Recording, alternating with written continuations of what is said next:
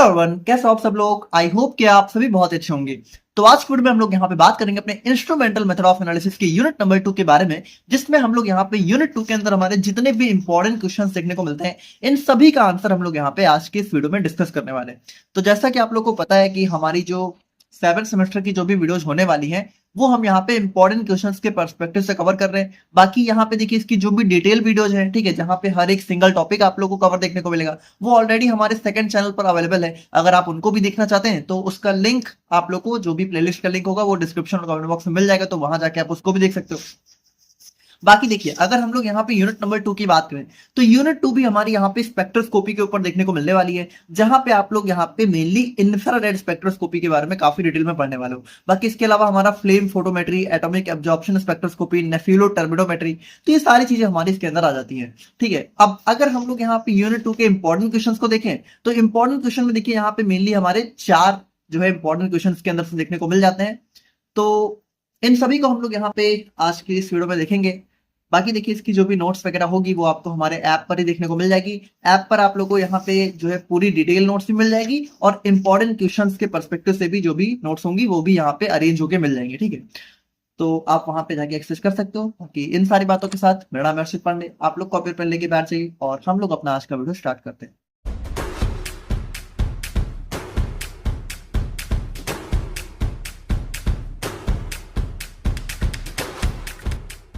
देखिए unit number 2 में हमारा सबसे पहला क्वेश्चन हमारा modes of vibration in polyatomic molecules के ऊपर देखने को मिल जाता है, या फिर इसी क्वेश्चन को हमारा यहाँ पे how what are various types of molecular vibration, इस नाम से भी, या फिर कभी कभी आप लोगों से how vibrational frequencies occur in IR, और यहाँ पे कौन कौन से फैक्टर्स हैं जो कि इन वाइब्रेशंस को अफेक्ट करते हैं। तो यहाँ पे देखिए बेसिकली हमारा वाइब्रेशंस के ऊपर हमारा पहला क्वेश्चन देखने को मिल जाता है। अब ये जो क्वेश्चन है, ठीक है, ये बेसिकली आप लोग का इंफ्रारेड स्पेक्ट्रोस्कोपी के अंदर से देखने को मिलता है। अब इस क्वेश्चन को समझने के लिए, देखिए इस क्वेश्चन का आंसर तो हम लोग देख लेंगे, लेकिन अब इस क्वेश्चन को समझने के लिए सबसे पहले हमें इंफ्रारेड स्पेक्ट्रोस्कोपी का एक बेसिक प्रिंसिपल समझना होगा कि आखिर इसके अंदर चीजें कैसे होती हैं, मतलब ये वाइब्रेशन टॉपिक अगर हम लोग क्यों पढ़ेंगे।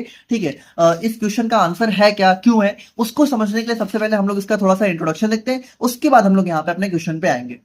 तो अगर हम लोग यहाँ पे बात करें अपने इंफ्रारेड स्पेक्ट्रोस्कोपी के बारे में, तो सबसे पहली बात, ये जो इंफ्रारेड है ये भी हमारा बेसिकली एब्जॉर्प्शन के फिनोमेना पे ही काम करता है। यानी कि इसमें भी हम लोग क्या करते हैं, जैसे भाई देखिए इतना तो आई थिंक आप लोग समझ ही चुके होंगे कि स्पेक्ट्रोस्कोपी में क्या होता है, हम लोग लाइट सोर्स से लाइट रे पास करते हैं। अब वो हमारी डिफरेंट फॉर्म में हो सकती है, जैसे कि यूवी विजिबल लाइट हो सकती है, इंफ्रारेड हो सकती है। ठीक है, तो इंफ्रारेड के अंदर हमारा इंफ्रारेड रीजन की जो भी हमारा इलेक्ट्रोमैग्नेटिक रेडिएशन होता है या फिर लाइट होती है, वो हम लोग यहाँ पे पास करते हैं अपने सैंपल से, और यहाँ पे क्या होता है, सैंपल कुछ लाइट एब्जॉर्ब कर लेता है, और उस एब्जॉर्प्शन के बेसिस पे हम लोग क्या करते हैं, सैंपल की एनालिसिस करते हैं।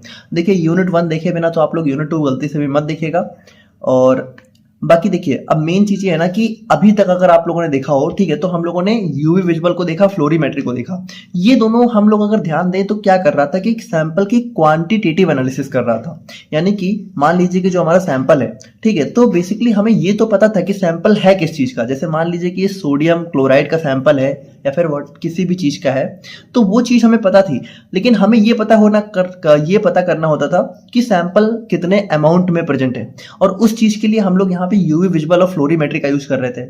लेकिन अब ये जो हमारा इंफ्रारेड स्पेक्ट्रोस्कोपी है, इससे देखिए, इससे हम लोग क्वांटिटेटिव एनालिसिस तो कर ही सकते हैं, लेकिन सबसे ज्यादा इसका यूज होता है हमारा क्वालिटेटिव एनालिसिस में। क्वालिटेटिव एनालिसिस का मतलब होता है कि यहाँ पे हम लोग ये भी पता लगा सकते हैं कि सैंपल है किस चीज का। यानी मान लीजिए कि हमें कोई बिल्कुल अननोन सैंपल हो, ठीक है, जिसके बारे में हमें कोई आइडिया ना हो कि वो किस चीज का है, तो हम लोग इंफ्रारेड स्पेक्ट्रोस्कोपी की हेल्प से उसका भी पता लगा सकते हैं। तो कैसे पता लगाते हैं वो सारी चीजें अभी हम लोग देखेंगे। बाकी इतना आप लोग समझिए कि ये भी हमारा क्या होता है, एब्जॉर्प्शन के फिनोमेना पे काम करता है, और अभी हम लोग सारी चीजें देखेंगे तब आप लोग बहुत अच्छे से समझ जाओगे। जैसे कि देखिए इंफ्रारेड स्पेक्ट्रोस्कोपी हमारा एक एनालिटिकल टेक्निक है, जो कि हमारा क्या करता है कि इंफ्रारेड रेडिएशन को यूज करके हमारे सैंपल को एनालाइज करता है। ठीक है, और यहाँ पे देखिए सैंपल हमारा बहुत ही अलग अलग फॉर्म में, बेसिकली सॉलिड, लिक्विड, गैस के फॉर्म में देखने को मिलता है, वो हम लोग अभी देखेंगे।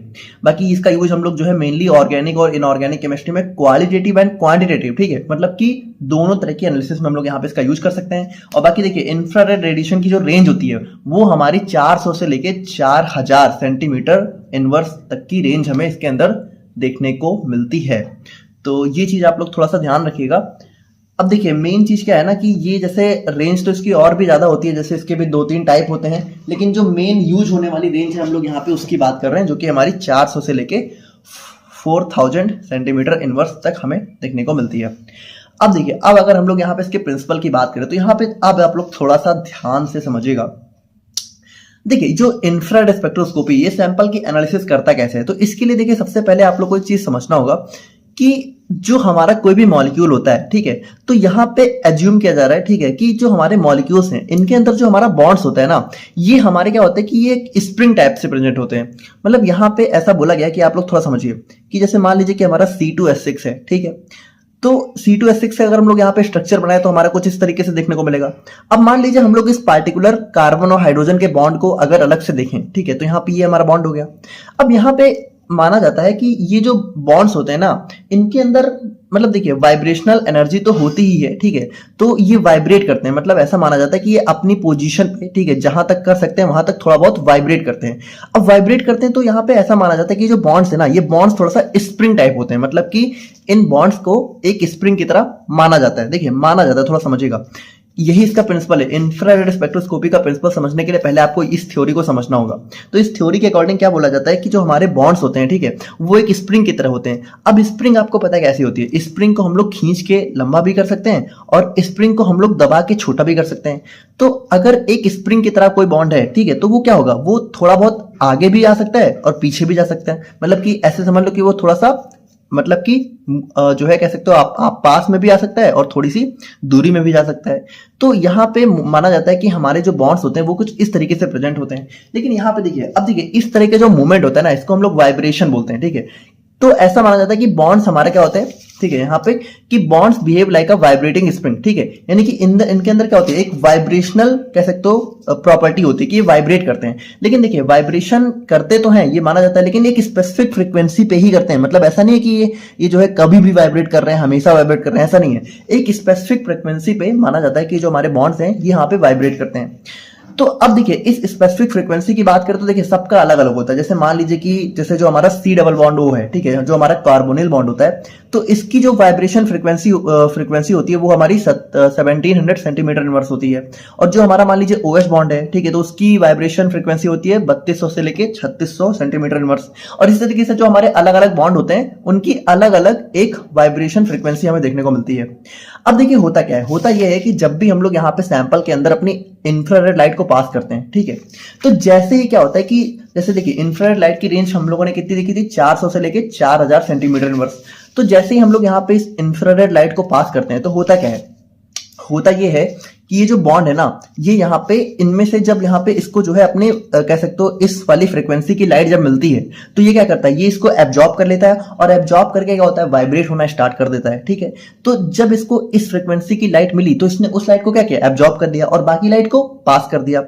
तो यहाँ पे देखिए क्या हो, यहाँ पे अगर हम लोग यहाँ पे ये पता कर लें कि किस पार्टिकुलर फ्रीक्वेंसी, जैसे कि हम लोगों ने जब 400 से 4000 सेंटीमीटर इनवर्स की लाइट पास करी तो इसमें से कौन सी लाइट एब्जॉर्ब हो गई, ठीक है, किस फ्रीक्वेंसी की लाइट एब्जॉर्ब हुई है, उसके बेसिस पे क्या होता है, उसके बेसिस पे हम लोग यहाँ पे सैंपल की एनालिसिस कर सकते हैं। जैसे मान लीजिए कि अगर 1700 सेंटीमीटर इनवर्स की लाइट एब्जॉर्ब हुई तो हम लोग यहाँ पे आइडिया लगा लेंगे, पता लगा लेंगे कि हमारा जो है C डबल बॉन्ड O यानी कि कार्बोनिल बॉन्ड प्रेजेंट है, ठीक है, कार्बोनिल फंक्शनल ग्रुप प्रेजेंट है। लेकिन देखिए अब यहाँ पे इंपॉर्टेंट चीज क्या है कि भाई जैसे मान लीजिए अगर हम लोग इस पार्टिकुलर OH ग्रुप की बात करें तो क्या ऐसा तो है नहीं कि OH ग्रुप हमारा सिर्फ कोई एक ही कंपाउंड में होता है। जैसे कि अगर मेथनॉल की बात करें तो मेथनॉल में भी OH ग्रुप देखने को मिलता है और जो हमारा एथेनॉल होता है C2H5OH, यहाँ पे भी OH ग्रुप देखने को मिलता है। तो भाई चलिए ये तो हम लोग पता लगा लेंगे कि हमारा OH ग्रुप प्रेजेंट है। अगर मान लीजिए हम लोग जो है अपनी इंफ्रारेड लाइट को पास करें और अगर हमें ये दिख रहा है कि 3200 से लेके 3600 रीजन की लाइट अगर यहाँ पे थोड़ी हमें मिसिंग दिख रही है, फिर एब्जॉर्ब हुई दिख रही है, तो हम लोग आइडिया लगा लेंगे कि हाँ यहाँ पे हमारा सैंपल में OH ग्रुप प्रेजेंट है।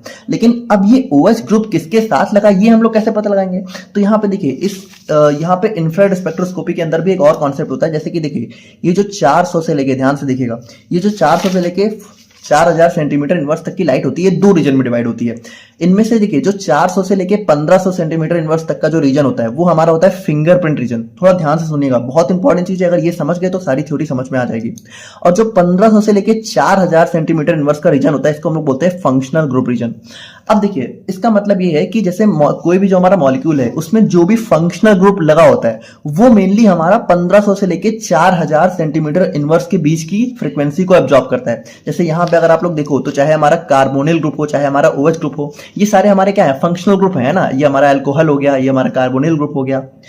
तो यहाँ पे जैसे मान लीजिए OH ग्रुप है, ठीक है, तो यहाँ पे देखिए ये कितनी फ्रीक्वेंसी की लाइट एब्जॉर्ब कर रहा है, 3200 से 3600, यानी कि इसने जो है फंक्शनल ग्रुप रीजन की लाइट एब्जॉर्ब करी।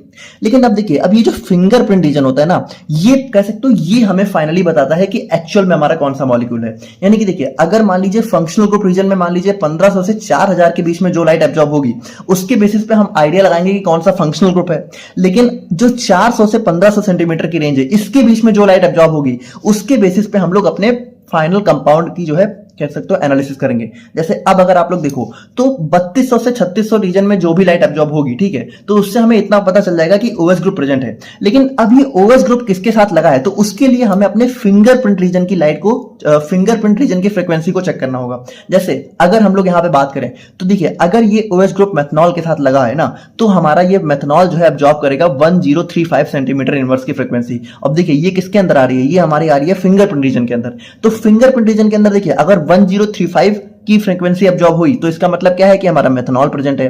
और वहीं पे अगर मान लीजिए 1050 से लेके 1100 के बीच की फ्रीक्वेंसी एब्जॉर्ब हुई तो इसका मतलब है कि वहां पे हमारा एथेनॉल प्रेजेंट है। देखिए ये सिर्फ एक एग्जांपल के लिए था। यहाँ पे देखिए अच्छा इसका नाम फिंगरप्रिंट रीजन क्यों पड़ा है, क्योंकि देखिए फिंगरप्रिंट आपको पता है कि जैसे ह्यूमन के फिंगरप्रिंट होते हैं वो हमेशा सबके कुछ ना कुछ अलग ही होते हैं, यानी कि वो सबकी एक यूनिक आइडेंटिटी होती है। तो उसी तरीके से हमारा देखिए भाई जो फंक्शनल ग्रुप रीजन है वो दो कंपाउंड का सेम हो सकता है, लेकिन फिंगरप्रिंट रीजन हमेशा यहाँ पे अलग ही होगा। ठीक है, जैसे मेथनॉल का हमेशा फिंगरप्रिंट अलग होगा, एथनॉल का अलग होगा। भले ही इनके दोनों के साथ OH ग्रुप लगे हैं और इन दोनों का OH ग्रुप का रीजन सेम आ सकता है, लेकिन जब इनका फिंगरप्रिंट रीजन हम लोग चेक करेंगे तो हमें अपने फाइनल कंपाउंड की एनालिसिस हो जाएगी। ठीक है, तो कुछ इस तरीके से हमारा इंफ्रारेड स्पेक्ट्रोस्कोपी का प्रिंसिपल काम करता है। आई होप कि आप लोग यहाँ पे समझे होंगे। ठीक है, बाकी देखिए हम हमारा क्या करते हैं, ये वाइब्रेट करते हैं। वाइब्रेट कब करते हैं, एक स्पेसिफिक फ्रीक्वेंसी पे करते हैं। वो स्पेसिफिक फ्रीक्वेंसी एब्जॉर्ब कब करेंगे, जब हम लोग यहाँ पे अपनी लाइट को पास करेंगे। तो यही हमारा मेन प्रिंसिपल था। आई होप कि आप लोगों को क्लियर हो गया होगा। बाकी अब आप लोग थोड़ा सा देखिए कि molecules have bonds that behave like vibrating spring, यानी कि मॉलिक्यूल्स के अंदर बॉन्ड्स होते हैं जो कि हमारा वाइब्रेटिंग स्प्रिंग की तरह बिहेव करते हैं। When IR radiation of a frequency equal to the natural vibration frequency of a bond falls on the molecule, यानी कि देखिए जो IR रेडिएशन हम लोग जब मॉलिक्यूल अपने जो IR फ्रीक्वेंसी की रेंज को हम लोग पास करते हैं सैंपल से, जब वो हमारे नेचुरल वाइब्रेशन फ्रीक्वेंसी के बराबर हो जाती है, ठीक है, यानी कि जिस फ्रीक्वेंसी पे ये वाइब्रेट करते हैं, तो उस लाइट को वो क्या करता है, एब्जॉर्ब कर लेता है और ग्रेटर एनर्जी के साथ जो है कह सकते हो एम्पलीट्यूड के साथ वाइब्रेट करना स्टार्ट कर देता है। ठीक है, और इस एब्जॉर्ब फ्रीक्वेंसी क्या होती है, ये एब्जॉर्ब फ्रीक्वेंसी हमारी एक पीक की तरह अपीयर होती है और इन्हीं पीक से हम लोग यहाँ पे फाइनली अपने सैंपल की एनालिसिस कर लेते हैं। तो ये होता है इसका प्रिंसिपल। आई होप कि आप लोग समझ गए होंगे। बाकी देखिए अब अगर हम लोग यहाँ पे अपने IR स्पेक्ट्रम के रीजन्स की बात करें तो वैसे हमारा इंफ्रारेड जो है 3 तरह के रीजन्स में डिवाइड है। एक है नियर इंफ्रारेड, एक है मिड इंफ्रारेड, एक है फार इंफ्रारेड। तो देखिए अगर नियर इंफ्रारेड की बात करें तो इसकी जो वेवलेंथ है, ठीक है, तो देखिए वेवलेंथ जो रेंज है वो हमारी 0.78 से 2.5 माइक्रोमीटर तक देखने को मिलती है। अब देखिए ये थोड़ा सा हर जगह पे अलग है, ठीक है, तो देख लीजिएगा उतना। बाकी ये मैंने 2-3 जगह कॉमन देखा है तो वहां पे मैंने ये वाला रख लिया है, तो आप लोग भी हो सके तो यही वाला लिखिएगा। और वेव नंबर इसका 12800 से 4000 सेंटीमीटर इनवर्स तक देखने को मिलता है। ठीक है, फिर हमारा मिड IR। अब देखिए मोस्ट इंपॉर्टेंट, यानी कि यही जो है मोस्ट इंपॉर्टेंट रीजन होता है फंक्शनल ग्रुप के एनालिसिस के लिए, है ना। बाकी सारे जैसे कि ये देखिए ये जो हमारा नियर है तो ये हमारा विजिबल लाइट के रीजन के सिमिलर ही होता है थोड़ा बहुत, ठीक है, और इसका थोड़ा सा लेस यूज होता है। और अगर हम लोग फार इंफ्रारेड की बात करें तो ये भी हमारा हैवी आइटम्स वगैरह की मतलब कह सकते हो स्टडी के लिए यूज करते हैं, लेकिन ज्यादातर यूज हमारा किसका होता है, इसी मिड IR का। क्योंकि देखिए इसकी रेंज कितनी है, इसकी रेंज हमारी 4000 से लेके 200 तक है, यानी कि वही हमारी 4000 से 400 तक के बीच में फॉल हो रही है। तो इसी का यूज हम लोग मेनली अपने इंफ्रारेड स्पेक्ट्रोस्कोपी में करते हैं। तो यहाँ पे देखिए हमने अपने इंफ्रारेड स्पेक्ट्रोस्कोपी का एक बेसिक इंट्रोडक्शन देख लिया। आई होप कि आप लोग को सारी चीजें समझ में आ गई होंगी। अब हम लोग यहाँ पे डिस्कस करते हैं अपने फर्स्ट क्वेश्चन को, जो कि हमारा हो जाता है discuss various modes of vibration in polyatomic molecules. मतलब ये जो हमारे बॉन्ड होते हैं जो कि वाइब्रेट करते हैं, तो ये वाइब्रेशंस होती किस किस तरह से, ठीक है, मतलब किस किस तरह से अलग अलग टाइप से हमें वाइब्रेशन देखने को मिलती है, उसके बारे में हमें यहाँ पे इस क्वेश्चन के अंदर डिस्कस करना है। अब देखिए, अब अगर हम लोग यहाँ पे बात करें अपने fundamental modes of vibration in polyatomic molecules के बारे में, तो देखिए अभी हम लोगों ने क्या देखा कि हमारे जो बॉन्ड्स होते हैं वो एक स्प्रिंग की तरह बिहेव करते हैं। तो अब देखिए भाई, जब ये स्प्रिंग की तरह बिहेव कर रहे हैं तो ये वाइब्रेट करेंगे, है ना। तो वाइब्रेट, देखिए अब वाइब्रेट ना बॉन्ड बहुत अलग अलग तरीके से कर सकते हैं। जैसे कि थोड़ा सा समझिए कि हो सकता है कि जैसे मान लीजिए कार्बन के साथ जैसे ये जो बॉन्ड लगा है, जैसे मान लीजिए स्पेशली हम लोग पॉलीएटॉमिक में हम लोग 3 मॉलिक्यूल्स की बात करते हैं। जैसे मान लीजिए ये कार्बन, अब इसके साथ मान लीजिए 2 हाइड्रोजन, इस तरीके से जब तीन कह सकते हो एटम्स हमारे बॉन्ड्स से जब कनेक्टेड होते हैं तो उन केस में हम लोग यहाँ पे देखते हैं, ठीक है। जैसे कि अगर आप लोग यहाँ पे देखो, atoms in molecules are not fix, यानी कि देखिए यहाँ पे यही बताया जा रहा है कि किसी भी मॉलिक्यूल में जो एटम होते हैं वो फिक्स नहीं होते हैं। हम लोगों ने देखा है they keep vibrating around there average position, यानी कि वो अपनी पोजीशन पे वाइब्रेट क्या करते हैं। इन पॉलीएटॉमिक मॉलिक्यूल्स, यानी कि जहां पे 3 या ज्यादा एटम्स होते हैं हमारे मॉलिक्यूल्स में, ठीक है, these vibration can happen in different ways. तो यहाँ पे देखिए, यहाँ पे ये वाइब्रेशन ना बहुत अलग अलग तरीके से हो सकती है। तो उन्हीं अलग अलग तरीकों की यहाँ पे हम लोग बात करने वाले हैं। When the molecule vibrates in its basic natural frequency pattern, it is called as a fundamental mode of vibration. यानी कि देखिए, जब मॉलिक्यूल्स यहाँ पे अपनी नेचुरल फ्रीक्वेंसी में वाइब्रेट करते हैं तो उसी को फंडामेंटल मोड ऑफ वाइब्रेशन बोलते हैं। अब ये बहुत ही अलग अलग तरीके से हमें देखने को मिल सकता है। जैसे अगर हम लोग टाइप्स की बात करें तो हमारा 2 टाइप का होता है, एक होता है स्ट्रेचिंग, एक होता है बेंडिंग। अब इन दोनों के अंदर भी दो मतलब कुछ सब टाइप्स होते हैं। जैसे कि स्ट्रेचिंग के अंदर 2 सब टाइप होता है, सिमेट्रिक और एसिमेट्रिक। अब देखिए स्ट्रेचिंग मतलब क्या होता है, स्ट्रेचिंग मतलब स्ट्रेच होना, यानी कि खींचना। तो यहाँ पे देखिए, अब आप लोग फिगर से देखो तब आप लोग बहुत क्लियरली समझोगे, यहाँ पे ज्यादा कुछ थ्योरी से बताने वाला है नहीं।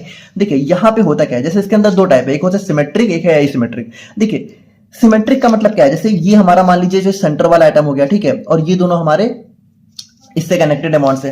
तो यहाँ पे देखिए सिमेट्रिक में क्या होगा, जैसे देखिए सबसे पहली बात, ये दोनों किसके टाइप है, ये दोनों स्ट्रेचिंग वाइब्रेशन का टाइप है। स्ट्रेचिंग के अंदर ये दोनों सब टाइप है ना।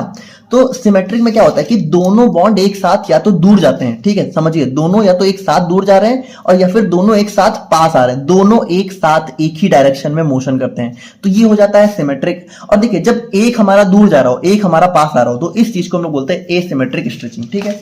तो यहाँ पे देखिए, अब अगर आप लोग देखो तो स्ट्रेचिंग के 2 टाइप से, सिमेट्रिक मतलब कि ऑल बॉन्ड्स इंक्रीज और डिक्रीज टुगेदर, यानी कि या तो दोनों साथ में दूर जाते हैं या तो दोनों साथ में पास आते हैं। एसिमेट्रिक में क्या होता है, एक बॉन्ड जो है बढ़ता है और दूसरा बॉन्ड यहाँ पे छोटा होता है। देखिए छोटा मतलब पास आना, बढ़ना मतलब दूर जाना।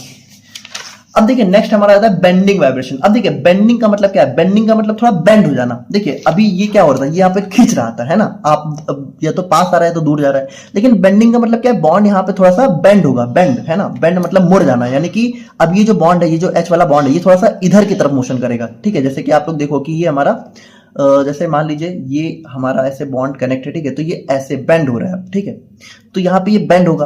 तो अब ये बेंडिंग भी देखिए 4 टाइप से हो सकती है। पहली बात तो ये हमारे जैसे एक होता है इन प्लेन, तो इन प्लेन के अंदर भी 2 हो गए, और आउट प्लेन, ठीक है, आउट ऑफ द प्लेन, इसके अंदर भी 2 हो गए, तो टोटल मिला के 4 हो गए। तो इन प्लेन की बात करें, यानी कि एक ही प्लेन में बेंडिंग हमारी कैसे हो सकती है, तो देखिए एक ही प्लेन में 2 तरीके की बेंडिंग हो सकती है, एक होती है सिजरिंग, एक होती है रॉकिंग। अब इन दोनों को आप लोग ध्यान से देखिए, ये हो गया सिजरिंग, एक होगा रॉकिंग। तो देखिए सिजरिंग में क्या होता है, सिजरिंग में होता है कि दोनों हमारे एटम्स हैं, ये दोनों एक साथ या तो पास में आते हैं, एक साथ या तो दूर जाते हैं। लेकिन देखिए यहाँ पे मोशन क्या हो रहा था, यहाँ पे मोशन इस तरीके का हो रहा था, जबकि यहाँ पे मोशन इस तरीके का हो रहा है। आई होप कि समझ रहोगे। देखो यानी कि ये दोनों ऐसे या तो पास आएंगे या तो दूर जाएंगे। अब देखिए इसका नाम क्या है, सिजरिंग, यानी कि कैंची। अब देखिए कैंची कैसे चलती है, या तो कैंची को हम लोग ऐसे पास लाते हैं या तो दूर लाते हैं, है ना, ऐसे ऐसे। तो इस तरीके का मोशन है, ये हमारा सिजरिंग है, ठीक है। और रॉकिंग में क्या होगा, रॉकिंग में देखिए, रॉकिंग में दोनों एक साथ जो है, दोनों एक साथ या तो नीचे आएंगे या तो ऊपर जाएंगे, ठीक है।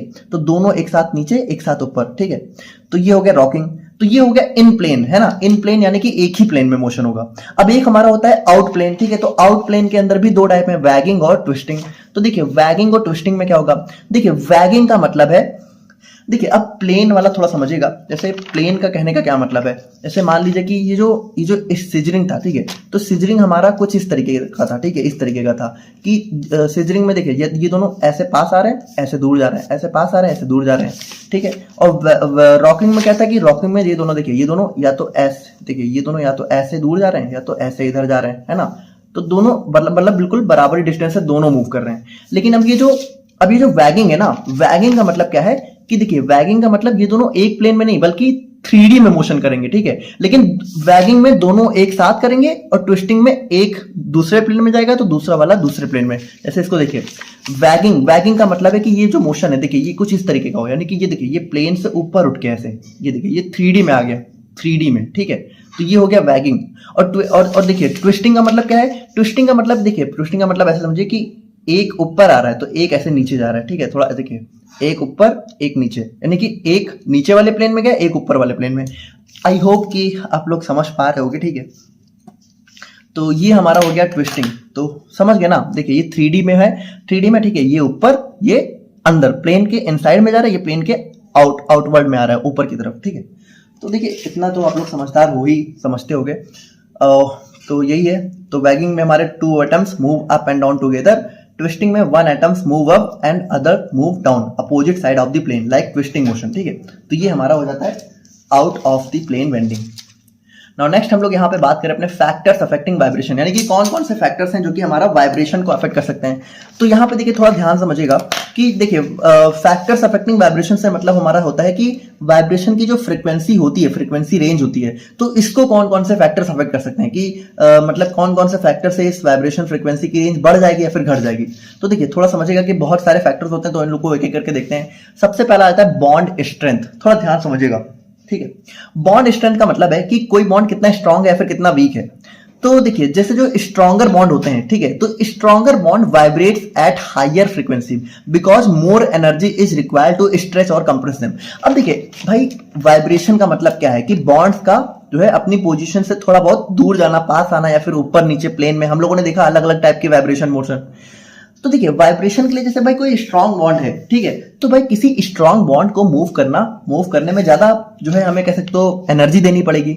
तो वही चीज है कि देखिए स्ट्रांग बॉन्ड जो है बहुत ही हायर फ्रीक्वेंसी पे वाइब्रेट होते हैं, जबकि जो वीक बॉन्ड होते हैं उनके लिए काफी कम फ्रीक्वेंसी चाहिए होती है। जैसे कि देखिए जो कार्बन हाइड्रोजन का बॉन्ड है ये थोड़ा स्ट्रांग होता है, ठीक है, तो ये हमारा 2900 सेंटीमीटर इनवर्स की फ्रीक्वेंसी पे वाइब्रेट करता है। जबकि जो हमारा कार्बन कार्बन का जो बॉन्ड है इसकी ये थोड़ा वीक बॉन्ड होता है, इसलिए हमारा ये सिर्फ 1200 में ही वाइब्रेट करना स्टार्ट कर देता है। एटॉमिक मास की बात करें तो यहाँ पे देखिए भाई एटॉमिक मास के साथ हमारी फ्रीक्वेंसी जो है इनवर्सली रिलेटेड होती है, यानी कि देखिए जो लाइटर एटम्स होते हैं वो हायर फ्रीक्वेंसी पे वाइब्रेट करते हैं, जबकि जो हैवियर एटम्स हैं वो लो फ्रीक्वेंसी पे। जैसे कि जो हमारा CH है, ठीक है, तो इसकी वाइब्रेशन फ्रीक्वेंसी 2900 है क्योंकि ये थोड़ा सा हमारा लाइट है, ठीक है, जबकि जो हमारा CCl है ये हमारा थोड़ा हैवी है, तो इसकी फ्रीक्वेंसी थोड़ा सा यहाँ पे लो हो जाती है। तो ये हो गया एटॉमिक मास। और नेक्स्ट हो गया बॉन्ड ऑर्डर। तो देखिए बॉन्ड ऑर्डर का मतलब है कि जैसे कि यहाँ पे ट्रिपल बॉन्ड है, ठीक है, तो उसकी फ्रीक्वेंसी ज्यादा होगी, डबल की उससे कम और सिंगल बॉन्ड की उससे कम। फिर हमारा आ जाता है इलेक्ट्रोनेगेटिविटी ऑफ एटम। तो इलेक्ट्रोनेगेटिविटी मतलब देखिए भाई जितना ज्यादा डिफरेंस होगा इलेक्ट्रोनेगेटिविटी का, ठीक है, उतना ज्यादा कह सकते हो हमारा फ्रीक्वेंसी लगेगी। जैसे कि अगर आप लोग को पता हो तो ऑक्सीजन हमारा बहुत ज्यादा इलेक्ट्रोनेगेटिव होता है, तो ऑक्सीजन और हाइड्रोजन के बीच में देखिए इलेक्ट्रोनेगेटिविटी का डिफरेंस बहुत ज्यादा है, इसीलिए यहाँ पे फ्रीक्वेंसी भी काफी ज्यादा है। जबकि कार्बन हाइड्रोजन में उतना नहीं है क्योंकि इनके बीच में इलेक्ट्रोनेगेटिविटी डिफरेंस उतना ज्यादा नहीं है। नेक्स्ट हमारा हाइड्रोजन बॉन्डिंग। अब देखिए हाइड्रोजन बॉन्डिंग ना बॉन्ड को वीक करता है, इसी वजह से क्या होता है वाइब्रेशनल फ्रीक्वेंसी भी हमारी यहाँ पे रिड्यूस होती है, यानी जहां हाइड्रोजन बॉन्ड होगा वहां वाइब्रेशन फ्रीक्वेंसी थोड़ा सा कम हो जाएगी। जैसे कि देखिए अगर यहाँ पे OH हमारा हाइड्रोजन बॉन्ड के साथ में है तो इसकी वाइब्रेशन फ्रीक्वेंसी कितनी हो जाएगी 3200 से 3400। वहीं पे जो हमारा फ्री OH होगा उसकी वाइब्रेशन फ्रीक्वेंसी होगी 3600, ठीक है। तो वही हम लोगों ने देखा था कि OH बॉन्ड हमारा 3200 से 3600 सेंटीमीटर इनवर्स की रेंज पे वाइब्रेट करता है। नेक्स्ट हमारा कॉन्जुगेशन या फिर रेजोनेंस इफेक्ट। तो यहाँ पे देखिए कॉन्जुगेशन यानी कि जैसे हमारा कॉन्जुगेशन जैसे मान लीजिए एक सिंगल एक डबल बॉन्ड, ठीक है, या फिर इस तरह की चीजें, तो इससे हमारी बॉन्ड की स्ट्रेंथ डिक्रीज होती है, ठीक है, जिसकी वजह से फ्रीक्वेंसी भी लो हो जाती है। जैसे कि अगर कॉन्जुगेटेड हमारा C डबल बॉन्ड है, ठीक है, तो उसकी फ्रीक्वेंसी देखिए हमारी कम हो गई, जबकि आइसोलेटेड है तो उसकी थोड़ा सा ज्यादा है। हाइब्रिडाइजेशन ऑफ एटम्स की बात करते हैं। यहाँ पे देखिए हाइब्रिडाइजेशन जैसे कि अगर हमारा हाइब्रिडाइजेशन में S कैरेक्टर ज्यादा है तो हमारा फ्रीक्वेंसी थोड़ा सा हाई हो जाती है क्योंकि बॉन्ड थोड़ा स्ट्रांग हो जाता है। देखिए S कैरेक्टर ज्यादा होने का मतलब है जैसे कि देखिए हाइब्रिडाइजेशन अगर तो आप लोगों को पता है तो अच्छी बात है, नहीं पता है तो जानिए कि हाइब्रिडाइजेशन में जैसे हम लोग बोलते हैं कि sp हाइब्रिडाइजेशन है या फिर sp2 है या फिर sp3 है।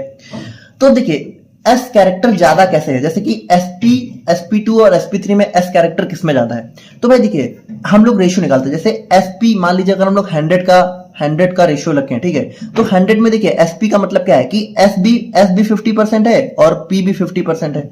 लेकिन अगर वहीं sp2 में करें तो sp2 में देखिए p2 है यानी p2 है और s एक ही है, तो यहाँ पे s कितना आ जाएगा, तो यहाँ पे s हमारा लगभग जो है कह सकते हो 33 के आसपास आएगा और p बाकी बचे 2 p भी 33 जाएंगे, है ना।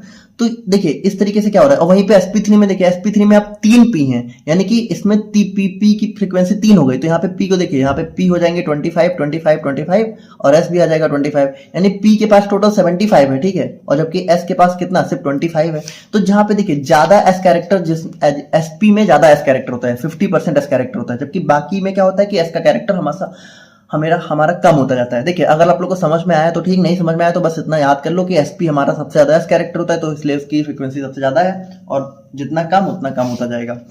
इंडक्टिव इफेक्ट मतलब कि देखिए अगर हमारा कोई इलेक्ट्रॉन विड्रॉइंग या फिर इलेक्ट्रॉन डोनेटिंग ग्रुप है, तो उसकी वजह से देखिए हमारा जैसे कोई इलेक्ट्रॉन डोनेटिंग ग्रुप है, ठीक है, तो देखिए डिपेंड करता है, जैसे कि अगर हमारा मान लीजिए कि सी डबल बॉन्ड ओ है, ठीक है, तो ये हमारा एसीटोन में इसकी फ्रीक्वेंसी देखिए कितनी है, 1715 सेंटीमीटर इनवर्स, लेकिन वहीं पे जो हमारा C double bond O chloro acetone में है, ठीक है, तो यहाँ पे देखिए सीएल हमारा एक इलेक्ट्रॉन विड्रॉइंग ग्रुप है, इसकी वजह से क्या होगा, इसकी वजह से यहाँ पे हमारी फ्रीक्वेंसी इसकी इंक्रीज हो जा रही है, ठीक है, तो ये हमारा हो जाता है 1730 सेंटीमीटर, यानी कि यहाँ पे देखिए यहाँ पे क्या होगा कि हमारी फ्रीक्वेंसी थोड़ा सा बढ़ गई, क्योंकि यहाँ पे एक इलेक्ट्रॉन विड्रॉइंग ग्रुप था।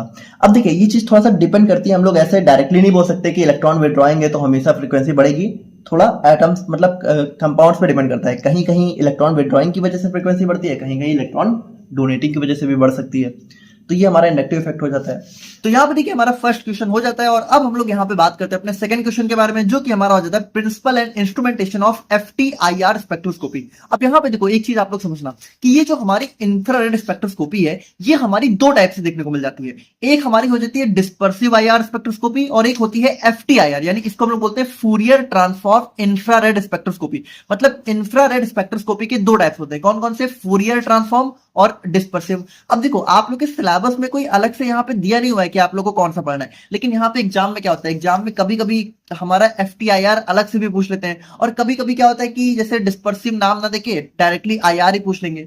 तो अब यहाँ पे देखो, यहाँ पे आप लोग एक चीज समझना कि क्वेश्चन में तो सिर्फ FTIR दिया हुआ है, लेकिन हम लोग यहाँ पे क्या करेंगे, हम लोग यहाँ पे डिस्पर्सिव और जो FTIR है, इन दोनों का ही इंस्ट्रूमेंटेशन हम लोग यहाँ पे डिस्कस करेंगे। अब एक चीज समझना कि जो इसका प्रिंसिपल है वो हमने यहाँ पे स्टार्टिंग में ही देख लिया था, ठीक है। तो सबसे पहले देखो, सबसे पहले चाहे आप लोगों से FTIR पूछे, देखो यहाँ पे एक चीज समझना कि जो हमारी इंफ्रारेड स्पेक्ट्रोस्कोपी हमारी दो टाइप की होती है, एक होती है डिस्पर्सिव, एक होती है फूरियर ट्रांसफॉर्म, इसको हम लोग बोलते हैं FTIR। अब इन दोनों में से कुछ भी आप लोगों से पूछे, ठीक है, देखो अगर आप लोगों से सिर्फ और सिर्फ ये पूछा गया है कि define the instrumentation of infrared spectroscopy, तो आप इन दोनों में से कोई भी लिख सकते हो, लेकिन अगर स्पेसिफिकली किसी का नाम लेके पूछा है तो आप लोग उसी को एक्सप्लेन करोगे। अब एक चीज समझना कि चाहे आप लोग FTIR को एक्सप्लेन करो, चाहे आप लोग डिस्पर्सिव को एक्सप्लेन करो, इसका जो प्रिंसिपल होगा वो प्रिंसिपल तो सेम ही रहेगा, और प्रिंसिपल हमने यहाँ पे स्टार्टिंग में ही डिस्कस कर लिया था। तो सबसे पहले देखो, सबसे पहले आप लोग को क्या करना है, सबसे पहले आप लोग को प्रिंसिपल लिख के आना है, ठीक है, मतलब सबसे पहले थोड़ा सा इंट्रोडक्शन लिखना, फिर प्रिंसिपल लिखना, उसके बाद आप लोग यहाँ पे इंस्ट्रूमेंटेशन की हेडिंग डालना, ठीक है। अब यहाँ पे जिसको भी एक्सप्लेन करना है, जैसे मान लो अगर आप लोग डिस्पर्सिव को एक्सप्लेन कर रहे हो, तो डिस्पर्सिव में देखिए हमें यहाँ पे ये सारे इंस्ट्रूमेंटेशन में ये सारे कंपोनेंट्स देखने को मिल जाते हैं, और अगर आप लोग यहाँ पे FTIR को एक्सप्लेन करो तो FTIR में हमें ये सारी चीजें देखने को मिल जाती हैं, ठीक है। तो उसके बाद आप लोग यहाँ पे इंस्ट्रूमेंटेशन को जो है एक्सप्लेन करोगे। तो सबसे पहले क्या करना है, सबसे पहले आप लोग यहाँ पे इंफ्रारेड की हेडिंग डालोगे, फिर आप लोग थोड़ा सा प्रिंसिपल लिखोगे, फिर आप लोग यहाँ पे इंस्ट्रूमेंटेशन पे आओगे, ठीक है। तो यहाँ पे देखिए इसको हमने ऑलरेडी देख लिया था, तो हम लोग यहाँ पे सीधे इंस्ट्रूमेंटेशन से डिस्कस करते हैं। तो सबसे पहले हम लोग यहाँ पे FTIR का इंस्ट्रूमेंटेशन देखेंगे, उसके बाद हम लोग यहाँ पे डिस्पर्सिव का, ठीक है। तो दोनों मतलब सबसे पहले डिस्पर्सिव का देखते हैं, फिर FTIR का, ठीक है। तो दोनों का हम लोग यहाँ पे देखते हैं। अब यहाँ पे देखिए इंस्ट्रूमेंटेशन की बात करने से पहले थोड़ा ध्यान समझिए कि IR स्पेक्ट्रोस्कोपी भी ना अपने आप में दो टाइप की होती है। एक होता है डिस्पर्सिव IR स्पेक्ट्रोस्कोपी, एक होता है फूरियर ट्रांसफॉर्म IR स्पेक्ट्रोस्कोपी। अब देखिए दोनों को बहुत ध्यान समझिएगा, क्योंकि यहाँ पे बच्चों को बहुत कंफ्यूजन होती है, तो इसको थोड़ा सा ध्यान समझिएगा। देखिए डिस्पर्सिव IR हम दोनों को एक एक करके देखते हैं। सबसे पहले अगर बात करें अपने डिस्पर्सिव IR स्पेक्ट्रोस्कोपी की, ठीक है, तो ये हमारा एक क्लासिकल इंस्ट्रूमेंट होता है। देखिए आजकल हम लोग इसका ज्यादा यूज कर रहे हैं, ठीक है, क्योंकि हमारा एडवांस है, बाकी क्लासिकल हमारा यही है डिस्पर्सिव वाला। तो इसमें बेसिकली हम लोग यहाँ पे मोनोक्रोमेटर का यूज करते हैं, जबकि फूरियर ट्रांसफॉर्म में हम लोग यहाँ पे एक इंटरफेरोमीटर का यूज करते हैं, मोनोक्रोमेटर का यूज नहीं करते हैं। तो अभी हम लोग डिस्पर्सिव की बात करते हैं, तो इसमें हम लोग मोनोक्रोमेटर का यूज करेंगे, ठीक है, और बाकी इसमें और भी बहुत सारी चीजें होती हैं। तो एक काम करते हैं, सबसे पहले हम लोग यहाँ पे डायरेक्टली अपने इंस्ट्रूमेंटेशन को देखते हैं, और वहां पे आप लोग को चीजों को एक्सप्लेन करते हैं, उसके बाद हम लोग यहाँ पे इन सारी चीजों को एक एक करके समझेंगे। तो देखिए कुछ इस तरीके से हमें अपना डिस्पर्सिव आईआर स्पेक्ट्रोस्कोपी का इंस्ट्रूमेंटेशन देखने को मिलता है। अब देखिए इसको देख के आप लोग परेशान मत होइए कि अरे ये क्या है। देखिए बहुत एक एक करके हम लोग चीजों को समझेंगे तब आप लोग बहुत इजीली समझ जाओगे। देखिए सबसे पहले तो भाई हमारा एक रेडिएशन सोर्स होता ही है जो कि हमारा क्या होता है आईआर स्पेक्ट्रोस्कोपी की मतलब आईआर रेंज की रेडिएशन को पास करता है। अब देखिए यहाँ पे होता क्या है, यहाँ पे हमारा सबसे पहली बात हमारे दो सेल देखने को मिलती है, ठीक है। तो ये डबल बीम स्पेक्ट्रोस्कोपी है, जैसे कि यूवी विजुअल में भी एक होता है सिंगल बीम में क्या करते हैं कि डायरेक्टली हम लोग सैंपल को लेते हैं, लेकिन डबल बीम में हम लोग क्या करते हैं एक हम लोग रेफरेंस सेल लेते हैं, एक हम लोग सैंपल सेल लेते हैं। तो थोड़ा ध्यान समझिए यहाँ पे होता क्या है। सबसे पहले जब हम लोग रेडिएशन को पास करते हैं तो यहाँ पे हमारा एक मिरर कुछ इस तरीके से एडजस्ट होता है। तो देखिए जब इस तरीके से होता है तो होता क्या है कि जैसे ही लाइट इस पे पड़ती है तो ये लाइट को जो है दो तरीके से डिवाइड कर देता है, यानी कि एक को कह सकते हो ऊपर की डायरेक्शन में भेज दिया, एक को नीचे की डायरेक्शन में, है ना। मतलब देखिए ये तो फिगर में समझाने के लिए, बट आप लोग समझिएगा कि इसने जो भी हमारे रेडिएशन है इसको दो पार्ट में डिवाइड कर दिया। अब देखिए दो पार्ट में डिवाइड होने के बाद देखिए यहाँ पे भी मिरर लगे हुए हैं। अब एक मिरर क्या होगा, एक मिरर यहाँ पे लाइट को फोकस करेगा रेफरेंस सेल पे और एक मिरर यहाँ पे लाइट को फोकस करेगा हमारी सैंपल सेल पे। अब देखिए अब बहुत इंपॉर्टेंट चीज यहाँ पे लगा होता है हमारा एक बीम चॉपर। अब देखिए बीम चॉपर क्या करता है, ये बीम चॉपर यहाँ पे कह सकते हो देखिए यहाँ पे एक मोटर लगी है और इस मोटर से हमारा बीम चॉपर कनेक्ट है। अब ये बीम चॉपर कह सकते हो कुछ रोटेट करता है, ठीक है, और ये इस तरीके से रोटेट करता है कि एक बार में ध्यान समझिएगा कि एक बार में या तो हमारी सैंपल सेल की रेडिएशन जाएगी या तो हमारी रेफरेंस सेल की। देखिए यहाँ पे अब देखिए यहाँ पे भी सेम सेटअप ऐसा लगा हुआ है, क्योंकि देखिए जब सैंपल सेल से यहाँ पे रेडिएशन पास हुई मान लीजिए तो मिरर से टकराई और इस मिरर से जाके इस मिरर पे, ठीक है, और इस मिरर से सीधा कहाँ पास हो गई हमारे मोनोक्रोमेटर पे।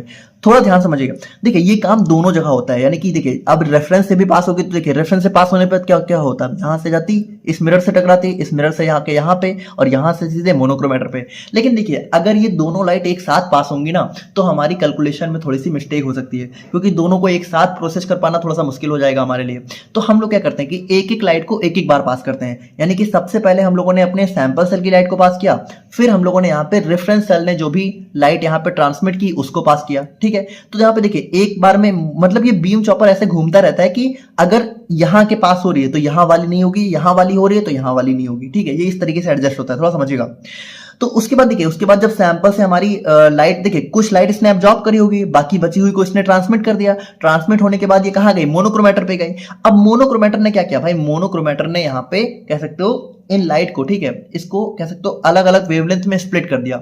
और अलग अलग वेवलेंथ में स्प्लिट करने के बाद क्या होता है कि यहाँ पे जो है देखिए अब हमें एक एक करके, अच्छा यहाँ पे देखिए इस चीज को थोड़ा समझिएगा, और यहीं पे हमारा डिस्पर्सिव और एफटीआईआर का मेन डिफरेंस आता है। मतलब कि जो दो टाइप की स्पेक्ट्रोस्कोपी हम लोगों ने देखी इंफ्रारेड के अंदर, उनमें मेन डिफरेंस क्या है।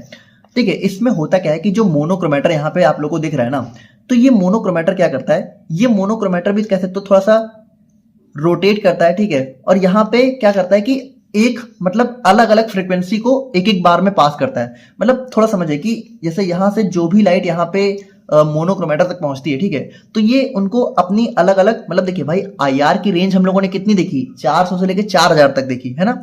तो ये उनको क्या करता है, कैसे तो 400 से लेके 4000 तक की रेंज में डिवाइड कर दिया इसने, और फिर ये क्या करता है एक एक लाइट को पास करता है, ठीक है। और एक एक लाइट को पास करके फिर क्या होता है, डिटेक्टर तक पास करता है, फिर डिटेक्टर से ये एम्पलीफायर में जाती है। एम्पलीफायर मतलब कि कह सकते हो कि एम्पलीफाई मतलब किसी चीज को बढ़ा देना है, यानी कि डिटेक्टर से जो सिग्नल मिलता है ये उसको थोड़ा सा और बढ़ा देता है। तो देखिए बढ़ाने का मतलब यही नहीं कि सिग्नल के साथ इसने कोई छेड़छाड़ करी, बस वो जो सिग्नल है ना उसकी इंटेंसिटी, मतलब कि उसको कह सकते हो पहचानने की कैपेसिटी को इसने और बढ़ा दिया, ठीक है। तो एम्पलीफाई करने के बाद क्या होता है, सिग्नल हमारा रिकॉर्डर में जाता है और हमें यहाँ पे सिग्नल शो हो जाता है। तो यहाँ पे देखिए होता क्या है, बेसिकली होता ये है कि जो मोनोक्रोमेटर ना ये एक एक करके अलग अलग रेडिएशंस को पास करता है, ठीक है। मतलब कि 400 से लेके 4000 नैनो सेंटीमीटर इनवर्स की जो रेडिएशन थी इसने उसको डिवाइड कर दिया, और फिर ये एक एक करके पास करेगा और एक एक करके हमारी एम्पलीफायर से होते हुए रिकॉर्डर तक जाएंगी, और जो रेडिएशन यहाँ पे इसने एब्जॉर्ब करी होगी, ठीक है, वो एक एक करके जाने के बाद हमें फाइनली शो होगी।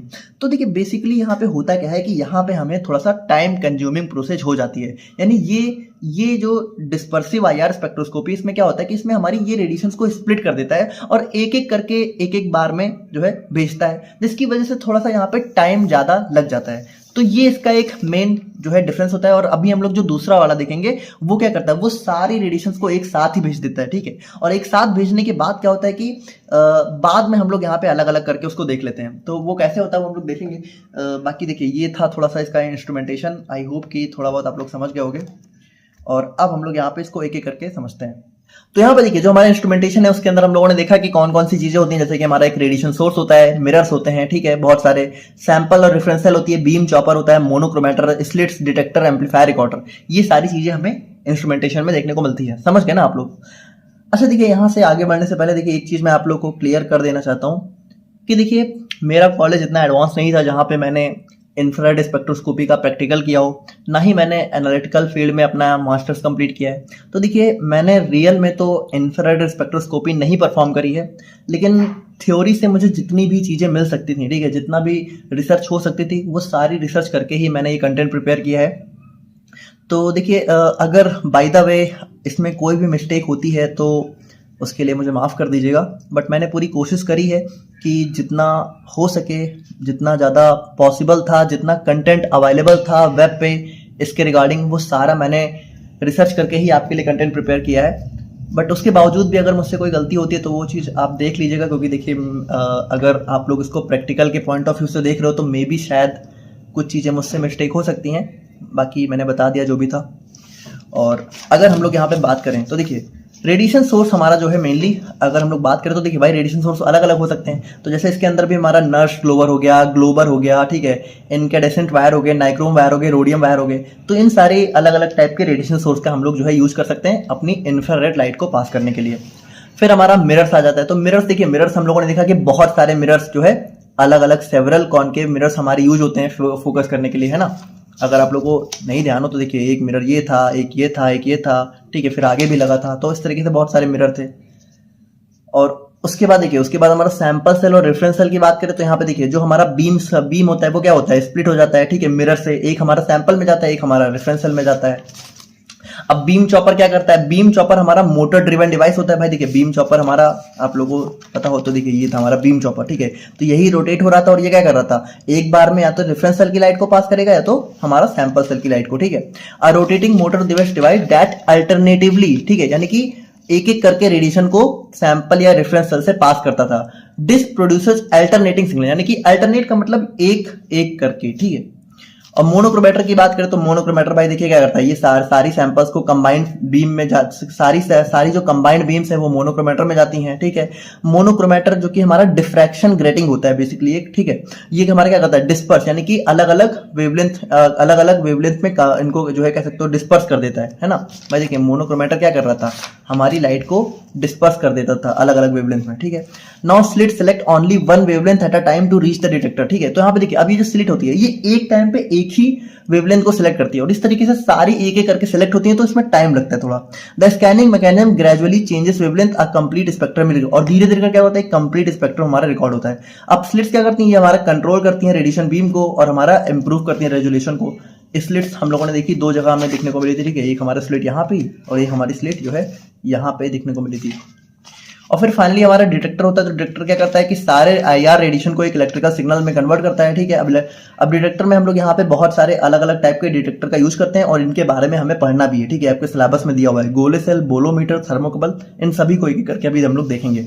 फिर नेक्स्ट हमारा एम्पलीफायर आ जाता है। तो भाई देखिए एम्पलीफायर मतलब क्या होता है कि वीक इलेक्ट्रिकल सिग्नल को कह सकते हो स्ट्रॉन्ग इलेक्ट्रिकल सिग्नल में मीजरेबल लेवल में कन्वर्ट करता है कि मीजर हो सके। और रिकॉर्डर का मतलब क्या है, ये फाइनल रिकॉर्ड करके हमें जो है ग्राफ देता है और ग्राफ को हम लोग यहाँ पे आईआर स्पेक्ट्रम के फॉर्म में हमें ग्राफ मिलता है। स्पेक्ट्रम मतलब वही हमारा जो ग्राफ हमें देखने को मिलता है, उसी के बेसिस पे हम लोग यहाँ पे अपनी कह सकते हो रेडिएशन का पता लगाते हैं, एब्जॉर्बेंस का।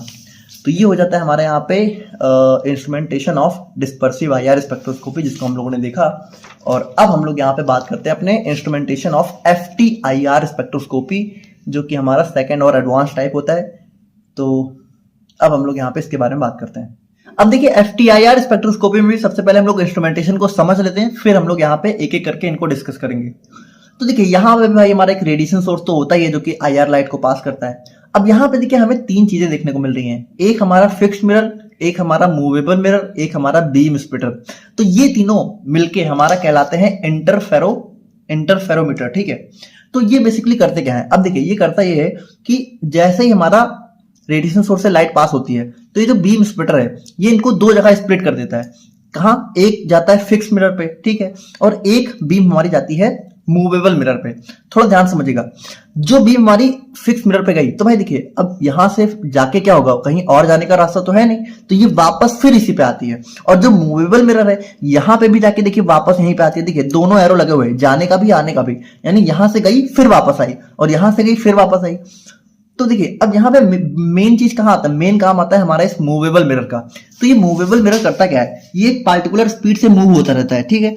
तो यहाँ पे जब हमारी यहाँ पे जो लाइट रे है, ठीक है, जब ये जाती है तो यहाँ पे होता क्या है, ये मिरर हमारा मूव हुआ करता है। तो मूव होने की वजह से क्या होता है, जैसे मान लीजिए ये मिरर यहाँ था और लाइट रे आई, ठीक है, तो ये मिरर क्या हुआ, यहाँ से फिर आगे की तरफ मूव हुआ। तो ये देखिए ये लाइट क्या है भाई, एक रेडिएशन के फॉर्म में, वेव के फॉर्म में। तो ये क्या करता है, इन वेव्स को थोड़ा सा कह सकते हो कंस्ट्रक्टिव और डिस्ट्रक्टिव कह सकते हो, इंटरफेरेंस करता है इनमें। देखिए एक जैसे वेव हमारी कुछ इस तरीके से हम लोग बनाते हैं, ठीक है,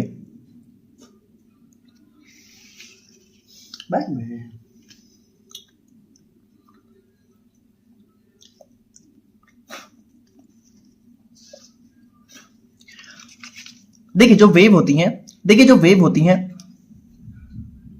देखिए जो वेव होती हैं, देखिए जो वेव होती हैं वो कुछ इस तरीके से होती हैं, ठीक है, मतलब कि इस तरीके से हम लोग वेव को शो करते हैं। तो मान लीजिए कि हमारी दो वेव हैं, ठीक है, जैसे एक वेव मान लीजिए, एक वेव ये हो गई और एक वेव हमारी मान लीजिए ये हो गई, ठीक है। तो देखिए जब दो वेव हमारी बिल्कुल सेम, अगर हम लोग जैसे मान लीजिए दो वेव हैं और इनको हम लोग यहाँ पे आपस में जोड़ रहे हैं, ठीक है, और जोड़ने पे दोनों के पीक सेम डायरेक्शन में है, जैसे कि देखिए यहाँ का पीक भी और इसका पीक, देखिए दोनों का पीक एकदम सेम डायरेक्शन में है। तो इस तरीके से जब वेव आपस में ऐड होती है तो इनको हम लोग बोलते हैं कंस्ट्रक्टिव इंटरफेरेंस, ठीक है, मतलब कि दो वेव आपस में, और देखिए जब इस तरीके का एडिशन होता है तो वेव क्या होता है, वेव आपस में और बड़ी हो जाती है, ठीक है, यानी दो वेव आपस में कह सकते हो जुड़ गई। लेकिन जब दोनों के पीक सेम डायरेक्शन में होते हैं, लेकिन अगर मान लीजिए एक वेव हमारी इस तरीके की है और दूसरी वेव मान लीजिए हमारी जो है हमारी मान लीजिए इस तरीके की है, ठीक है, इस तरीके की है, यानी देखिए अब इसका जो पीक है, ठीक है, और इसका जो डाउन वाला पार्ट है, ये दोनों एक दूसरे के सामने। तो इस तरीके जो हम लोग यहाँ जब वेव का एडिशन होता है जिसको हम लोग बोलते हैं डिस्ट्रक्टिव इंटरफेरेंस। अब यहाँ पे क्या होता है, यहाँ पे वेव हमारी पूरी तरीके से गायब हो जाती है, ठीक है, वेव माइनस हो जाती है, ठीक है, मतलब कि ऐसे। तो देखिए बेसिकली होता क्या है कि जो मूवेबल मिरर है ये हमारे वेव्स का जो है इंटरफेरेंस करा देता है, ठीक है। तो इसीलिए यहाँ पे इन तीनों को हम लोग कह सकते हो मिला के जो है इंटरफेरोमीटर बोलते हैं, जो कि हमारे वेव का कंस्ट्रक्टिव या फिर डिस्ट्रक्टिव इंटरफेरेंस कर देती हैं। अब होता है क्या है कि यहाँ पे देखिए जब ये मूवेबल मिरर पे गई और हमारा फिक्स मिरर पे गई तो दोनों पे जाने के बाद वापस यहीं पे आती है, वापस कंबाइन होकर ये बीम कहाँ जाती है, हमारे सैंपल के पास, और सैंपल में जाने के बाद क्या होता है, ये हमारे डिटेक्टर में जाती है। और डिटेक्टर्स में देखिए अब ये हमारा जो वेव है, ये जो हमारी जो लाइट सोर्स है ना, अब ये हमारी इंटरफेरोग्राम के फॉर्म में शो होती है। देखिए यहाँ पे क्या होगा, यहाँ पे कोई लाइट हमारी एक एक करके नहीं जा रही है वेव, बल्कि एक साथ सारी वेव हमारी क्या होता है डिटेक्टर से जो है जाती है। और इंटरफेरोग्राम देखिए ये कोई डिवाइस नहीं है, ये हमारा एक कह सकते हो सिग्नल इस तरीके का शो हो रहा है, मतलब ऐसे कह सकते हो कि डिटेक्टर ने हमारा इंटरफेरोग्राम के फॉर्म में जो है रीडिंग शो करी। अब ये इंटरफेरोग्राम ना हमें समझ में नहीं आता है, तो इस इंटरफेरोग्राम को क्या करता है हमारा जो रिकॉर्डर होता है वो मैथ्स वगैरह लगा के, ठीक है, कैलकुलेशन वगैरह करके, और यहाँ पे हमें जो है कह सकते हो मेजरेबल सिग्नल के फॉर्म में कन्वर्ट कर देता है। यानी कि ये इंटरफेरोग्राम ऐसा समझ लो कि सारी वेव्स को कंबाइंड फॉर्म में इसने जो है रीडिंग शो कर दी, और ये फिर रिकॉर्डर क्या होता है इन सभी को अलग अलग करके हमें फाइनल रीडिंग शो कर देता है। तो कुछ इस तरीके से हमारा FTIR स्पेक्ट्रोस्कोपी का प्रिंसिपल हमें देखने को मिलता है। आई होप कि आप लोग थोड़ा समझोगे। और अब हम लोग यहाँ पे इसका जो है देखते हैं एक करके। तो यहाँ पे देखिए जो हमारा FTIR स्पेक्ट्रोस्कोपी होता है, ठीक है, तो इसका फुल फॉर्म होता है फूरियर ट्रांसफॉर्म इंफ्रारेड स्पेक्ट्रोस्कोपी। तो इसके अंदर हमें देखिए क्या क्या होता है, एक हमारा रेडिएशन सोर्स होता है, एक हमारा इंटरफेरोमीटर होता है, एक हमारा सैंपल सेल डिटेक्टर कंप्यूटर और आउटपुट डिवाइस। तो रेडिएशन सोर्स भाई देखिए हमारा वही चीज है कि वही सारी चीजें हमें देखने को मिलेंगी, ग्लोबर, नर्स ग्लोबर या फिर इनकैंडेसेंट वायर, ठीक है, तो ये सारा हमारा रेडिएशन प्रोवाइड करता है। अब उसके बाद हमारा आता है इंटरफेरोमीटर, ठीक है, ये इंटरफेरोमीटर है, ठीक है, सही कर लीजिएगा आप लोग। तो इसके अंदर देखिए इसके अंदर तीन पार्ट होते हैं। पहला होता है बीम स्प्लिटर, तो ये हमारा KBR या फिर जर्मेनियम की से कोटेड होता है, ठीक है, और ये हमारा इंफ्रारेड बीम को जो है दो पार्ट में स्प्लिट कर देता है, एक हमारा फिक्स मिरर पे जाता है, एक हमारी मूवेबल मिरर पे जाती है। और आफ्टर रिफ्लेक्शन क्या होता है भाई, दोनों बीम हमारी कंबाइन होकर एक हमारा इंटरफेरेंस पैटर्न जो है शो करती हैं कि हमारा देखिए क्या हुआ, रेज जो है कंस्ट्रक्टिव या फिर डिस्ट्रक्टिव इंटरफेरेंस हो गया रेज का, ठीक है।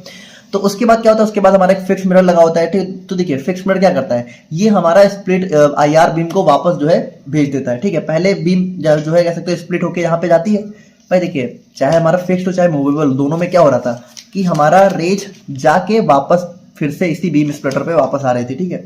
तो पोजीशन इसकी रिमेन कांस्टेंट होती है। मूवेबल मिरर क्या करता है, ये हमारा बैक या फोर्थ में कंट्रोल्ड स्पीड से जो है मूव करता है, ठीक है, आगे पीछे। अब यहाँ पे देखिए इस मूवमेंट की वजह से क्या होता है कि जो हमारा बीम है, ठीक है, जो हमारा पाथ लेंथ है, पाथ जो हमारा रे है, ठीक है, उसका एक कंस्ट्रक्टिव या फिर डिस्ट्रक्टिव इंटरफेरेंस होता है जब हमारी बीम रिकंबाइन होती है, और इसी की वजह से हमें यहाँ पे एक इंटरफेरोग्राम सिग्नल जो है आगे चल के देखने को मिलता है। तो यहाँ पे हमारा सैंपल सेल की बात करें तो हमारा सैंपल सेल वही जिसमें हमारा सैंपल देखने को मिलता है, ठीक है, जो कि हमारा AR फ्रीक्वेंसी को ऑब्जॉर्ब करती है। डिटेक्टर क्या होता है, डिटेक्टर हमारा इंटेंसिटी को मेजर करके हमारा यहाँ पे कह सकते हो इंटरफेरोग्राम के फॉर्म में सिग्नल शो करता है। अब ये जो हमारा कंप्यूटर यानी कि जो हमारा रीडर होता है बेसिकली, ठीक है, तो यही क्या करता है, यही करता है इस इंटरफेरोग्राम सिग्नल को जो है कह सकते हो कन्वर्ट करता है, ठीक है, हमारा कन्वेंशनल स्पेक्ट्रम में, यानी कि कह सकते हो पढ़ने लायक या फिर समझने लायक सिग्नल में ये हमारा कंप्यूटर या फिर output reading reader device convert करता है। तो अब यहाँ पे देखिए ये जो कन्वर्ट करने की जो प्रोसेस होती है इसको हम लोग बोलते हैं फूरियर ट्रांसफॉर्मेशन, और इसीलिए इस स्पेक्ट्रोस्कोपी का नाम है फूरियर ट्रांसफॉर्म इंफ्रारेड स्पेक्ट्रोस्कोपी।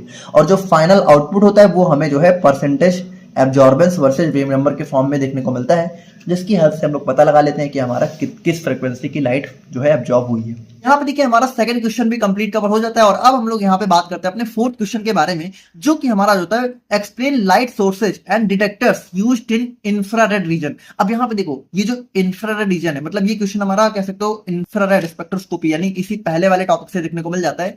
तो अब यहाँ पे देखो, यहाँ पे जैसे आप लोग देखो तो जैसा फर्स्ट यूनिट में आपने पढ़ा था यूवी विजुअल के जो हमारे डिटेक्टर्स थे वो अलग से दिए हुए थे, उसी तरीके से इंफ्रारेड में भी हमारे जो डिटेक्टर्स हैं वो हमारे अलग से दिए हुए हैं। जैसे हमारा गोले सेल हो गया, बोलोमीटर हो गया, थर्मोकपल, थर्मिस्टर और पायरो इलेक्ट्रिक डिटेक्टर, ठीक है। तो ये 5 डिटेक्टर आप लोग के सिलेबस में अलग से दिए हुए हैं और इनके ऊपर कभी कभी क्वेश्चन भी देखने को मिल जाता है। इसलिए अब हम लोग यहाँ पे क्या करते हैं, हम लोग यहाँ पे इन डिटेक्टर्स को अलग से देखते हैं। बाकी देखो लाइट सोर्सेज, तो लाइट सोर्सेज हमने ऑलरेडी देख ही लिया भाई। लाइट सोर्सेज में जो हमने FTIR और जो हमारा डिस्पर्सिव था उसमें जो भी लाइट सोर्सेज थे उन्हीं के बारे में, उन्हीं का नाम वगैरह लिख के आप लोग जो है चले आना। बाकी डिटेक्टर्स को आप लोग यहाँ पे डिटेल में एक्सप्लेन कर देना। तो अब हम लोग यहाँ पे डायरेक्टली डिटेक्टर्स के बारे में अच्छे से देखते हैं।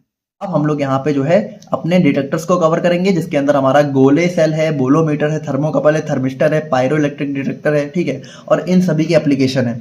तो अब हम लोग यहाँ पे एक एक करके देखते हैं। सबसे पहले बात करते हैं अपने गोले सेल डिटेक्टर के बारे में। तो अब यहाँ पे देखिए इसको भी सबसे पहले हम लोग फिगर से समझेंगे। तो ये हमारा गोले सेल डिटेक्टर होता है। अब देखिए ये जो हमारा गोले सेल होता है तो इसमें देखिए ये अपने आप में तो एक डिटेक्टर है ही है, लेकिन इसके अंदर एक छोटा डिटेक्टर और फिट होता है जो कि हमारा फोटो सेल डिटेक्टर होता है। तो बेसिकली देखिए अगर मान लीजिए कि हम लोग अगर इसको नॉर्मल कंडीशन में देखें, जब यहाँ पे कोई भी लाइट रे वगैरह नहीं पास होती है, तो इसमें क्या होता है, एक हमारा लाइट सोर्स होता है। अब ये लाइट सोर्स क्या होता है, हमारा लाइट रेज को पास करता है। अब ये लाइट रेज यहाँ पे जो है जाती हैं और यहाँ पे इस डिटेक्टर में देखिए एक हमारी मिरर्ड मेम्ब्रेन लगी होती है, ठीक है। तो इस मेम्ब्रेन से क्या होता है, ये लाइट रेज टकराती हैं और टकराने के बाद क्या होता है, रिफ्लेक्ट होके, ठीक है, और वापस यहाँ पे जो है हमारा यहाँ पे एक कह सकते हो मिरर लगा होता है और इस मिरर से होते हुए कहाँ जाती है, फोटो सेल डिटेक्टर पे, ठीक है। और हमारा कह सकते हो यहाँ पे ऐसे काम चलता रहता है। तो देखिए ये एक नॉर्मल कंडीशन में जब यहाँ पे कोई भी लाइट रे नहीं पास हुई है, तो यहाँ पे इस तरीके से यहाँ पे डिटेक्टर जो है आपस कह सकते हो यहाँ से एक लाइट पास होती है, यहाँ से लाइट रीडिंग जाती है जो कि फिक्स होती है ना, क्योंकि यहाँ पे देखिए कुछ भी चेंजेस नहीं हो रहा है, तो यहाँ पे फिक्स होती है। और यहाँ पे हमारा फोटो सेल डिटेक्टर क्या होता है, एक रीडिंग शो कर रहा होता है जो कि नॉर्मल रीडिंग होती है, जो कि मतलब कह सकते हो एकदम नॉर्मल है ना, कि जीरो है कह सकते हो। जब तक यहाँ पे कोई छेड़छाड़ नहीं तब तक यहाँ पे जीरो रीडिंग है। अब यहाँ पे होता क्या है, देखिए यहाँ पे जैसे ही इस देखिए अब इस चैम्बर में क्या होता है, देखिए ये हमारा मिरर मेम्ब्रेन है और यहाँ पे हमारा कह सकते हो एक ब्लैकेड प्लेट लगी होती है, ठीक है। तो ये प्लेट क्या होती है, मेटल की प्लेट होती है। और इस प्लेट पे क्या होता है, जैसे देखिए जब ये प्लेट यहाँ पे गर्म होती है, थोड़ा समझिएगा कि जब ये प्लेट यहाँ पे जैसा देखिए जब यहाँ पे रेडिएशन पास होती है इस डिटेक्टर पे, ठीक है, तो यहाँ पे मान लीजिए रेडिएशन आई, ठीक है, तो इस रेडिएशन ने क्या किया, इस प्लेट को गर्म कर दिया, हॉट कर दिया, ठीक है। अब हॉट होने के बाद क्या हुआ, हॉट होने के बाद यहाँ पे होता क्या है कि ये जो चैम्बर है ना, ये चैम्बर यहाँ पे इसके अंदर गैस फिल होती है, तो गैस का प्रेशर यहाँ पे बढ़ने लगता है। जब प्रेशर बढ़ने लगता है तो ये जो मिरर मेम्ब्रेन होता है ना, तो इसकी पोजीशन यहाँ पे क्या होता है, इसकी पोजीशन यहाँ पे चेंज होने लगती है। मतलब कि ये जो है अपनी पोजीशन से थोड़ा सा मतलब कह सकते हो थोड़ा सा एक्सपैंड हो जाता है। तो एक्सपैंड होने की वजह से क्या होगा, मान लीजिए पहले यहाँ पे था तो ये बढ़ के यहाँ पे आ गया, ठीक है, यहाँ पे थोड़ा सा इसकी पोजीशन बढ़ गई। अब देखिए जो लाइट रे पहले यहां जाके रिफ्लेक्ट हो रही थी, अगर वही लाइट रे मान लीजिए यहां पे रिफ्लेक्ट हो गई, थोड़ा समझिएगा कि मान लीजिए ये पोजीशन जो इसकी यहां पे शो हो रही है ना, वो यहां से बढ़ के यहां आ गई। अब देखिए पहले लाइट रे को यहां तक जाना पड़ रहा था, लेकिन अगर ये यहां से बढ़ के यहां आ गया तो ये लाइट रे यहीं से रिफ्लेक्ट होंगी। अब जब यहां से रिफ्लेक्ट होंगी तो इनका एंगल थोड़ा चेंज होगा, और जब एंगल थोड़ा चेंज होगा तो इस फोटो सेल पे क्या होगा, रीडिंग थोड़ी अलग शो होगी। तो देखिए ये एंगल जितना ज्यादा चेंज होगा, ठीक है, इसका मतलब क्या है, देखिए जितना ज्यादा हीट यहाँ, जितना ज्यादा रेडिएशन सोर्स पाएगा उतना ज्यादा ये चैम्बर एक्सपैंड करेगा, जितना ज्यादा चैम्बर एक्सपैंड करेगा उतना लाइट रेज की डायरेक्शन चेंज होगी, और उतनी ज्यादा या फिर उतनी डिफरेंट रीडिंग हमें मिलेगी, और उस रीडिंग के बेसिस पे हम लोग यहाँ पे पता लगा लेंगे कि कितनी इंटेंसिटी की लाइट यहाँ पे आई और कितना यहाँ पे एब्जॉर्ब हुई, ठीक है, और उस बेसिस पे हम लोग यहाँ पे डिटेक्टर के थ्रू अपनी रीडिंग को मेजर करते हैं। तो ये हमारा होता है गोले सेल डिटेक्टर, ठीक है। आई होप कि आप लोग थोड़ा समझोगे। बाकी अब हम लोग यहाँ पे देखें तो यहाँ पे देखिए इसका जो प्रिंसिपल होता है, तो ये बेस होता है based on thermal expansion of gas when IR radiation is absorb by a black end plate. यानी कि देखिए जब ये आईआर लाइट होती है तो यहाँ पे एक ब्लैक एंड प्लेट होती है, तो ये लाइट रेज को एब्जॉर्ब कर लेती है, ठीक है। The enclosed gas heats up, तो इसकी वजह से क्या होता है कि इसके अंदर जो गैस फिल होती है, देखिए इतने चैम्बर में गैस फिल होती है तो ये गैस हीट होने लगती है, जिसकी वजह से यहाँ पे प्रेशर जो है बढ़ने लगता है। और इस प्रेशर की वजह से क्या होता है, जो हमारा डायफ्राम है, डायफ्राम मतलब कि देखिए ये मिरर्ड मेम्ब्रेन है, इसी को डायफ्राम बोल रहे हैं। तो ये डायफ्राम यहाँ पे डिस्प्लेस यानी कि थोड़ा सा अपनी जगह से शिफ्ट होने लगता है, विच इज डिटेक्टेड ऑप्टिकली, और इसको हम लोग यहाँ पे क्या होता है ऑप्टिकली यानी कि कह सकते हो इसी लाइट रे की हेल्प से यहाँ पे डिटेक्ट कर लेते हैं। अब कंस्ट्रक्शन की बात करें तो हमारा एक गैस फिल्ड चैम्बर होता है, ठीक है, तो ये हमारा गैस फिल्ड चैम्बर हो गया। और फिर हमारा एक ब्लैक एंड प्लेट होती है, ठीक है, तो ये हमारा आईआर रेडिएशन को एब्जॉर्ब करती है।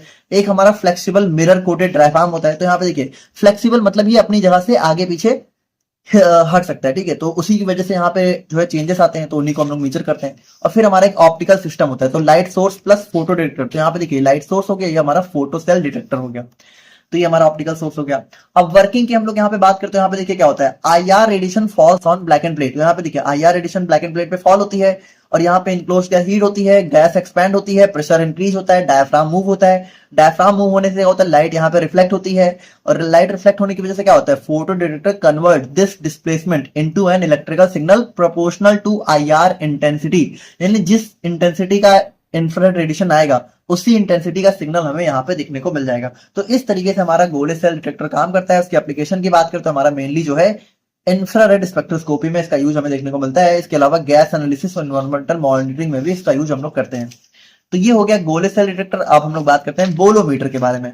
अब देखिए बोलोमीटर की बात करें तो देखिए बोलोमीटर का अगर आप लोग देखो तो इस तरीके से हमें जो है इसका मतलब सर्किट डायग्राम हमें इस तरीके से देखने को मतलब देखिए बोलोमीटर होता अलग है, ठीक है, लेकिन उसका सर्किट डायग्राम हमें इस तरीके से देखने को मिलता है। तो देखिए ये बेसिकली हमारा क्या होता है, अगर आप लोगों को थोड़ा बहुत याद हो, अगर आप लोगों ने फिजिक्स पढ़ी है तो आप लोग को याद हो व्हीट स्टोन ब्रिज, तो व्हीट स्टोन ब्रिज पे इसका पूरा कॉन्सेप्ट बेस होता है, ठीक है। तो व्हीट स्टोन ब्रिज पे क्या होता है, R1/R2 is equal to R3/R4 होता है। तो यहाँ पे देखिए भाई, यहाँ पे हमारा देखिए 4 रेजिस्टेंस लगे होते हैं ना, तो यहाँ पे देखिए पहला रजिस्टर ये हो गया, दूसरा ये हो गया, तीसरा ये हो गया, और ये चौथा रेजिस्टेंस होता है ना, यहाँ पे हमारा कह सकते हो यहीं पे हमारा बेसिकली बोलोमीटर का मेन कॉन्सेप्ट लगा होता है, सेमीकंडक्टर एलिमेंट, ठीक है। तो अब होता क्या है, होता यह है कि जैसे ही रेडिएशन यहाँ पे पास होती है, ठीक है, तो जैसे ही रेडिएशन यहाँ पे पास होती है ना, तो इस रेजिस्टेंस में आने लगता है थोड़ा सा चेंज, ठीक है। और ये रेजिस्टेंस में जो चेंज आता है, इसी चेंज को हम लोग यहाँ पे क्या होता है मेजर करके, और इस चेंज को हम लोग कह सकते हो अपनी इंफ्रारेड रेडिएशन के साथ रिलेट करके अपनी इंटेंसिटी को कह सकते हो पता लगा लेते हैं। तो देखिए बहुत सिंपल कॉन्सेप्ट है, सिंपल सी बात है। यहाँ पे लाइट पास होगी, जैसे ही लाइट पास होगी रेजिस्टेंस में थोड़ा बहुत चेंज आएगा, जो भी चेंज आएगा उसको मेजर करके हम लोग यहाँ पे अपनी इंटेंसिटी को पता लगा लेंगे। तो यहाँ पे देखिए जो बोलोमीटर है, ठीक है, तो यहाँ पे bolometer works on the principal that electrical resistance of a material changes with temperature, यानी कि देखिए जैसे जैसे भाई रेडिएशन जैसे पास होगी टेम्परेचर का बढ़ेगा, और जब टेम्परेचर बढ़ेगा तो रेजिस्टेंस चेंज होगा, जब रेजिस्टेंस चेंज होगा तो उसको मेजर करके हम लोग यहाँ पे अपना कह सकते हो पता लगा लेंगे अपने आईआर रेडिएशन को।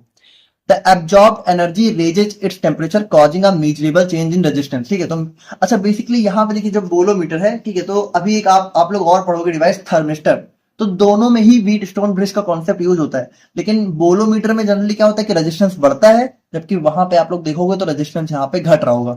तो अभी हम लोग देखेंगे। बाकी कंस्ट्रक्शन की बात करें तो हमारा एक थिन मेटालिक स्ट्रिप या फिर सेमी कंडक्टर एलिमेंट से बना होता है। तो यही देखिए मेन हमारा बोलोमीटर यही है, ठीक है। इसको हम लोगों ने एक ऐसे सर्किट में फिट किया है कि ये हमें रीडिंग दे, बाकी मेन हमारा यही होता है। और बाकी element is connected in a wheat stone bridge circuit for detecting small resistance change, ठीक है। तो ये बेसिकली हमारा जो है कनेक्ट होता है कि व्हीट स्टोन सर्किट में, जो कि हमारा स्मॉल रेजिस्टेंस चेंज को यहाँ पे मेजर करता है। तो समझ गए होगे, सिंपल सी बात है। जैसे ही हमारा IR एडिशन फॉल होती है, इंसिडेंट होती है, इंसिडेंट मतलब फॉल होना, ठीक है, तो हमारा टेम्परेचर बढ़ता है, ठीक है, जिसकी वजह से रेजिस्टेंस चेंज होता है, और व्हीट स्टोन ब्रिज यहाँ पे इस रेजिस्टेंस को इलेक्ट्रिकल सिग्नल में कन्वर्ट कर देता है, जो कि हम लोग यहाँ पे मेजर कर लेते हैं। तो इसका यूज हम लोग मेनली जो है IR एडिशन के डिटेक्शन में और इन सबके में हम लोग यहाँ पे इसका यूज करते हैं। नेक्स्ट हमारा आता है थर्मोकपल। अब देखिए थर्मोकपल, थर्मोकपल अगर आप लोग देखो तो कुछ इस तरीके से देखने को मिलता है। अभी देखिए थर्मोकपल भी बहुत सिंपल सा डिवाइस है। देखिए इसमें दो जंक्शन होते हैं, एक होता है हॉट जंक्शन, एक होता है कोल्ड जंक्शन। अब देखिए इसमें ना दो अलग अलग वायर हमें देखने को मिलते हैं। एक ये जो ये ऊपर वाला वायर है ये अलग होता है और नीचे वाला वायर अलग होता है, और यहाँ पे हमारा एक गैल्वेनोमीटर फिक्स होता है।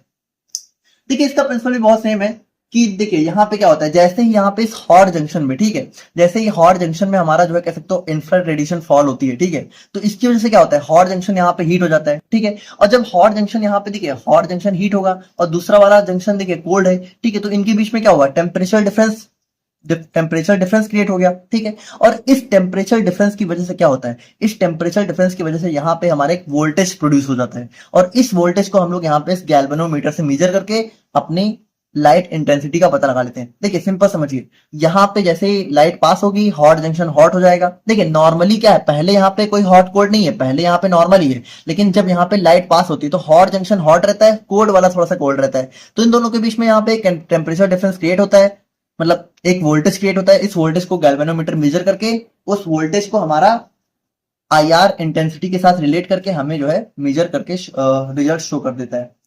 तो अगर हम लोग यहाँ पे देखें तो यहाँ पे देखिए ये सीड बैक इफेक्ट पे काम करता है, यानी कि देखिए जब दो डिफरेंट मेटल यहाँ पे ज्वाइन होते हैं तो एक साइड हमारा हीट होता है IR लाइट से, ठीक है, जिसकी वजह से हमारा एक स्मॉल वोल्टेज प्रोड्यूस होता है, और इसी वोल्टेज को मेजर करके हम लोग यहाँ पे पता लगाते हैं। तो कंस्ट्रक्शन की बात करते हैं, यहाँ पे देखिए दो डिफरेंट मेटल वायर हमारे ज्वाइंट होते हैं, एक हमारा हॉट जंक्शन होता है, एक हमारा कोल्ड जंक्शन होता है, और हमारा गैल्वेनोमीटर से यहाँ पे दोनों कनेक्टेड होते हैं। अब वर्किंग की हम लोग यहाँ पे बात करते हैं, यहाँ पे देखिए जब IR रेडिएशन हमारी हॉट जंक्शन पे फॉल होती है, ठीक है, तो ये हमारा वार्मर यानी कि ये हमारा कोल्ड जंक्शन है, कोल्ड जंक्शन से थोड़ा सा ज्यादा गर्म हो जाता है। Due to this temperature difference of voltage is generated, यानी देखिए इस टेम्परेचर डिफरेंस की वजह से क्या होता है, एक वोल्टेज जनरेट होता है। गैल्वेनोमीटर इस वोल्टेज को यहाँ पे शो करता है, जिसकी हेल्प से हम लोग यहाँ पे पता लगाते हैं कि कितनी IR रेडिएशन यहाँ पे फॉल हो रही है। और बाकी इसका यूज हम लोग मेनली IR स्पेक्ट्रोस्कोपी में एज अ डिटेक्टर करते हैं। तो देखिए ये हमारा था थर्मोकपल, और अब हम लोग यहाँ पे बात करते हैं अपने थर्मिस्टर के बारे में। तो यहाँ पे देखिए थर्मिस्टर की अगर हम लोग यहाँ पे बात करें तो थर्मिस्टर भी हमारा जो है हम लोगों ने अभी देखा था बोलोमीटर, ठीक है, जो कि हमारा व्हीट स्टोन ब्रिज में कनेक्ट था। तो ये भी हमारा बेसिकली उसी टाइप का एक डिवाइस होता है, ठीक है, इसको भी हम लोग यहाँ पे व्हीट स्टोन सर्किट में ही कनेक्ट करते हैं, और ये भी हमारा रेजिस्टेंस को ही मेजर करता है। लेकिन डिफरेंस क्या होता है, डिफरेंस ये होता है कि यहाँ पे जब हमारी IR लाइट पास होती है ना, तो यहाँ पे रेजिस्टेंस इसका डिक्रीज होता है। तो कितना डिक्रीज हुआ है उस चीज को मेजर करके हम लोग यहाँ पे IR लाइट की इंटेंसिटी को पता लगा सकते हैं। तो कंस्ट्रक्शन की बात करें तो हमारा एक सेमी कंडक्टर मटेरियल जैसे कि मेटल ऑक्साइड से वगैरह से बना होता है, और ये एक प्लेट या फिर डिस्क के फॉर्म में होता है और इलेक्ट्रिकल सर्किट में कनेक्ट होता है, ठीक है, मतलब बेसिकली व्हीट स्टोन सर्किट में कनेक्ट होता है। तो देखिए एक्चुअल में जो है इसका जो है डायग्राम हमें कुछ इस तरीके से देखने को मिलता है। बाकी देखिए वर्किंग की बात करें तो जब भी हमारी IR रेडिएशन हमारे थर्मिस्टर पे पास होती है तो टेम्परेचर बढ़ता है, ठीक है, टेम्परेचर बढ़ता है, ठीक है, हाँ, और टेम्परेचर जब बढ़ता है तो रेजिस्टेंस ड्रॉप होता है, ठीक है, टेम्परेचर बढ़ेगा रेजिस्टेंस ड्रॉप होगा, और इस रेजिस्टेंस को हम लोग इलेक्ट्रिकल सिग्नल में कन्वर्ट करके अपनी IR रेडिएशन की इंटेंसिटी को पता लगा लेते हैं। एप्लीकेशन की बात करें तो हमारा मेनली IR स्पेक्ट्रोस्कोपी में ही हम लोग यहाँ पे इसका यूज करते हैं। और फाइनली हमारा लास्ट डिटेक्टर आ जाता है पायरो इलेक्ट्रिक डिटेक्टर। तो अगर हम लोग यहाँ पे इसके बारे में बात करें तो देखिए ये हमारा एक पायरो इलेक्ट्रिक इफेक्ट पे काम करता है। मतलब कि देखिए हमारे कुछ ऐसे क्रिस्टल होते हैं जो कि टेम्परेचर बढ़ने पे क्या होता है, इलेक्ट्रिक वोल्टेज को जनरेट करते हैं। देखिए जैसे कि अगर आप लोग यहाँ पे देखो तो ये हमारा जो है कुछ इस तरीके का इसका डिवाइस का स्ट्रक्चर देखने को मिलता है। तो यहाँ पे देखिए होता क्या है, यहाँ पे हमें सबसे पहली बात तो दो इलेक्ट्रोड देखने को मिलते हैं। एक हमारी ऊपर जो है ब्लैक कोटिंग देखने को मिलती है, और इसी ब्लैक कोटिंग के अंदर हमारा यहाँ पे देखिए पायरो इलेक्ट्रिक मटेरियल होता है। अब होता क्या है, जैसे ही IR रेडिएशन देखिए यहाँ पे फॉल होती है तो ये जो पायरो इलेक्ट्रिक मटेरियल है ये यहाँ पे हीट होता है ना। और जब ये पायरो इलेक्ट्रिक मटेरियल यहाँ पे हीट होता है ना तो ये वोल्टेज को जनरेट करता है। अब वोल्टेज कितना जनरेट करेगा, जितना ज्यादा हीट होगा, तो हीट कितना ज्यादा होगा, जितनी ज्यादा IR रेडिएशन फॉल होगी। तो इस बेसिस पे क्या होता है, उस वोल्टेज को यहाँ पे मेजर करके हम लोग यहाँ पे पता लगा लेते हैं। तो यहाँ पे देखिए वही चीज है कि कंस्ट्रक्शन की बात करें तो हमारा एक ब्लैक कोटिंग हमें ऊपर देखने को मिलती है जो कि आईआर रेडिएशन को एब्जॉर्ब करती है। एक हमारा पायरो इलेक्ट्रिक मटेरियल होता है जो कि हमारा ट्राइग्लाइसाइन सल्फेट या फिर जो है लिथियम टैंटलेट से मिल के बना हो सकता है। और ये हमारा वोल्टेज को जनरेट करता है जब ये हीट होता है। दो इलेक्ट्रोड्स हमारे यहाँ पे लगे होते हैं। और वर्किंग की बात करें तो जब हमारी आईआर रेडिएशन हमारी ब्लैक कोटिंग पे फॉल होती है तो हमारा हीट जो है पायरो इलेक्ट्रिक क्रिस्टल पे जो है ट्रांसफर होती है। पायरो इलेक्ट्रिक क्रिस्टल का टेम्परेचर जैसे ही चेंज होता है इलेक्ट्रिकल सिग्नल प्रोड्यूस होता है। इलेक्ट्रोड हमारे सिग्नल को कैरी करते हैं। सिग्नल की जो स्ट्रेंथ होती है वो आईआर रेडिएशन इंटेंसिटी के प्रोपोर्शनल होती है। यानी जितनी ज्यादा आईआर रेडिएशन उतना ज्यादा सिग्नल उतना ज्यादा हम लोग यहाँ पे पता लगा लेते हैं। एप्लीकेशन की बात करें तो यहाँ पे हमारा FTIR इंस्ट्रूमेंट्स में बेसिकली यहाँ पे इसका यूज देखने को मिलता है जो हमारा मॉडर्न टाइप का इंफ्रारेड स्पेक्ट्रोस्कोपी था। और यहाँ पे सुटेबल होता है वाइड रेंज IR डिटेक्शन में। यहाँ पे देखिए हमारा फोर्थ क्वेश्चन भी कम हो जाता है और अब हम लोग यहाँ पे फाइनली बात करते हैं अपने थर्ड क्वेश्चन के बारे में। अब यहाँ पे देखो जो थर्ड क्वेश्चन है तो थर्ड क्वेश्चन में आप लोग के दो टॉपिक यहाँ पे दिए हुए हैं। पहला आप लोग का दिया हुआ है एटॉमिक एब्जॉर्प्शन स्पेक्ट्रोस्कोपी और दूसरा आप लोग का दिया हुआ है फ्लेम फोटोमेट्री। अब देखो ये दोनों ही अलग अलग टॉपिक हैं। अब ये दोनों क्या है ना कि दोनों थोड़े शॉर्ट टॉपिक है इसलिए कभी कभी 10 मार्क्स में इन दोनों को मिला के क्वेश्चन पूछ लेते हैं वरना 7 मार्क्स में इन दोनों को अलग से भी पूछ सकते हैं। तो देखो सबसे पहले हम लोग यहाँ पे क्या करते हैं हम लोग इन दोनों को अलग अलग करके देखते हैं। सबसे पहले बात करते हैं फ्लेम फोटोमेट्री के बारे में फिर हम लोग यहाँ पे एटॉमिक एब्जॉर्प्शन स्पेक्ट्रोस्कोपी को देखेंगे। तो सबसे पहले हम लोग यहाँ पे डिस्कस करते हैं principle and instrumentation of flame photometry. तो देखिए अगर हम लोग यहाँ पे फ्लेम फोटोमेट्री की बात करें तो अगर आप लोगों ने फ्लोरीमेट्री वाला लेक्चर देखा है तो आप लोग यहाँ पे फ्लेम फोटोमेट्री को बहुत इजीली समझ जाओगे। अब देखिए फ्लोरीमेट्री में हम लोगों ने क्या देखा था कि जब हम लोग यहाँ पे अपनी किसी लाइट को ठीक है अपनी लाइट रेज को ठीक है अपने सैंपल से पास कर रहे थे तो उस सैंपल में क्या हो रहा था कि उस सैंपल में देखिए फ्लोरीमेट्री आप लोग हो सके तो देख लीजिएगा तभी ये लेक्चर ज्यादा बेटर समझ में आएगा कि फ्लोरीमेट्री में हम लोग सैंपल में जब लाइट डाल रहे थे तो सैंपल के जो इलेक्ट्रॉन्स थे वो क्या हो रहा था कि वो लाइट को एब्जॉर्ब करके एक्साइटेड स्टेट में जा रहे थे। और एक्साइटेड स्टेट में जाने के बाद क्या हो रहा था कि वो वापस जो है थोड़ी देर के लिए एक्साइटेड स्टेट में जाते थे और फिर वापस अपने ग्राउंड स्टेट में चले आते थे। लेकिन जब वो एक्साइटेड स्टेट से ग्राउंड स्टेट में रिटर्न होते थे तो वो यहाँ पर क्या होते थे अपनी कह सकते हो एक लाइट को इमिट करते थे। यानी कि देखिए पहले उन्होंने क्या किया लाइट को एब्जॉर्ब किया एब्जॉर्ब करके वो ग्राउंड से एक्साइटेड स्टेट में गए। अब एक्साइटेड से ग्राउंड पे जब वो वापस आए तो उन्होंने उसी लाइट को दोबारा से इमिट किया। लेकिन जो इमिट किया वो थोड़ी सी लॉन्गर वेवलेंथ की लाइट को किया ठीक है जो कि थोड़ी सी डिफरेंट होती थी। और इस इमिटेड लाइट को हम लोग फ्लोरेसेंस बोलते थे।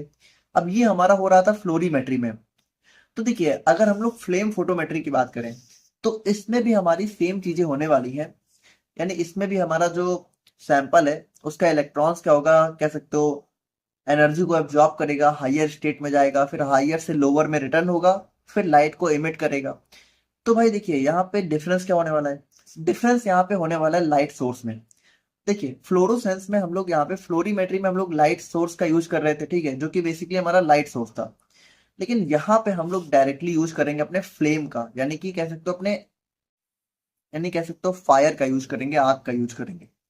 तो देखिए हम लोग इसका भी इंस्ट्रूमेंटेशन वगैरह देखेंगे तब आप लोग समझ जाओगे। बाकी थोड़ा सा समझते हैं कि फ्लेम फोटोमेट्री पहली बात इसको हम लोग यहाँ पे फ्लेम इमिशन स्पेक्ट्रोस्कोपी बोलते हैं। तो ये हमारी एक एनालिटिकल टेक्निक है जिसका यूज हम लोग अपने मेटल आयंस की कंसेंट्रेशन को पता लगाने के लिए करते हैं। अब अगर हम लोग यहाँ पे इसके प्रिंसिपल की बात करें तो यहाँ पे देखिए जब भी हम लोग यहाँ पे होता क्या है कि हम लोग अपने सॉल्यूशन को फ्लेम से इंट्रोड्यूस करते हैं। फ्लेम मतलब कि आग से इंट्रोड्यूस करते हैं ठीक है फायर से इंट्रोड्यूस करते हैं। तो वहां पे होता क्या है कि जो हमारा फ्लेम है ठीक है वो हमारे इलेक्ट्रॉन्स को एक्साइट करता है जिसकी वजह से देखिए फ्लेम भाई आग है तो उसके अंदर भी तो हीट एनर्जी होती है। तो उस हीट एनर्जी को एब्जॉर्ब करके क्या होता है कि जो इलेक्ट्रॉन्स हैं वो अपने ग्राउंड स्टेट से हायर स्टेट में चले जाते हैं। अब देखिए हायर स्टेट में जाने के बाद जब वो चले तो जाते हैं लेकिन जब वो रिटर्न होते हैं अपने ग्राउंड स्टेट में तो they emit light of a characteristics wavelength यानी कि इमिट यानी कि वापस आते वक्त एक पार्टिकुलर वेवलेंथ की लाइट को वो इमिट करते हैं। अब ये जो इमिटेड लाइट की जो इंटेंसिटी है इसको मेजर करके हम लोग यहाँ पे अपने सैंपल की कंसेंट्रेशन को पता लगा सकते हैं। तो यहाँ पे बेसिक फिनोमेना क्या है कि जब भी यहाँ पे हम लोग अपने सैंपल को ठीक है अभी हम लोग देखेंगे इसका इंस्ट्रूमेंटेशन हमारा सैंपल होगा इसको हम लोग यहाँ पे फ्लेम्स के साथ इंट्रोड्यूस करेंगे ठीक है आग के साथ।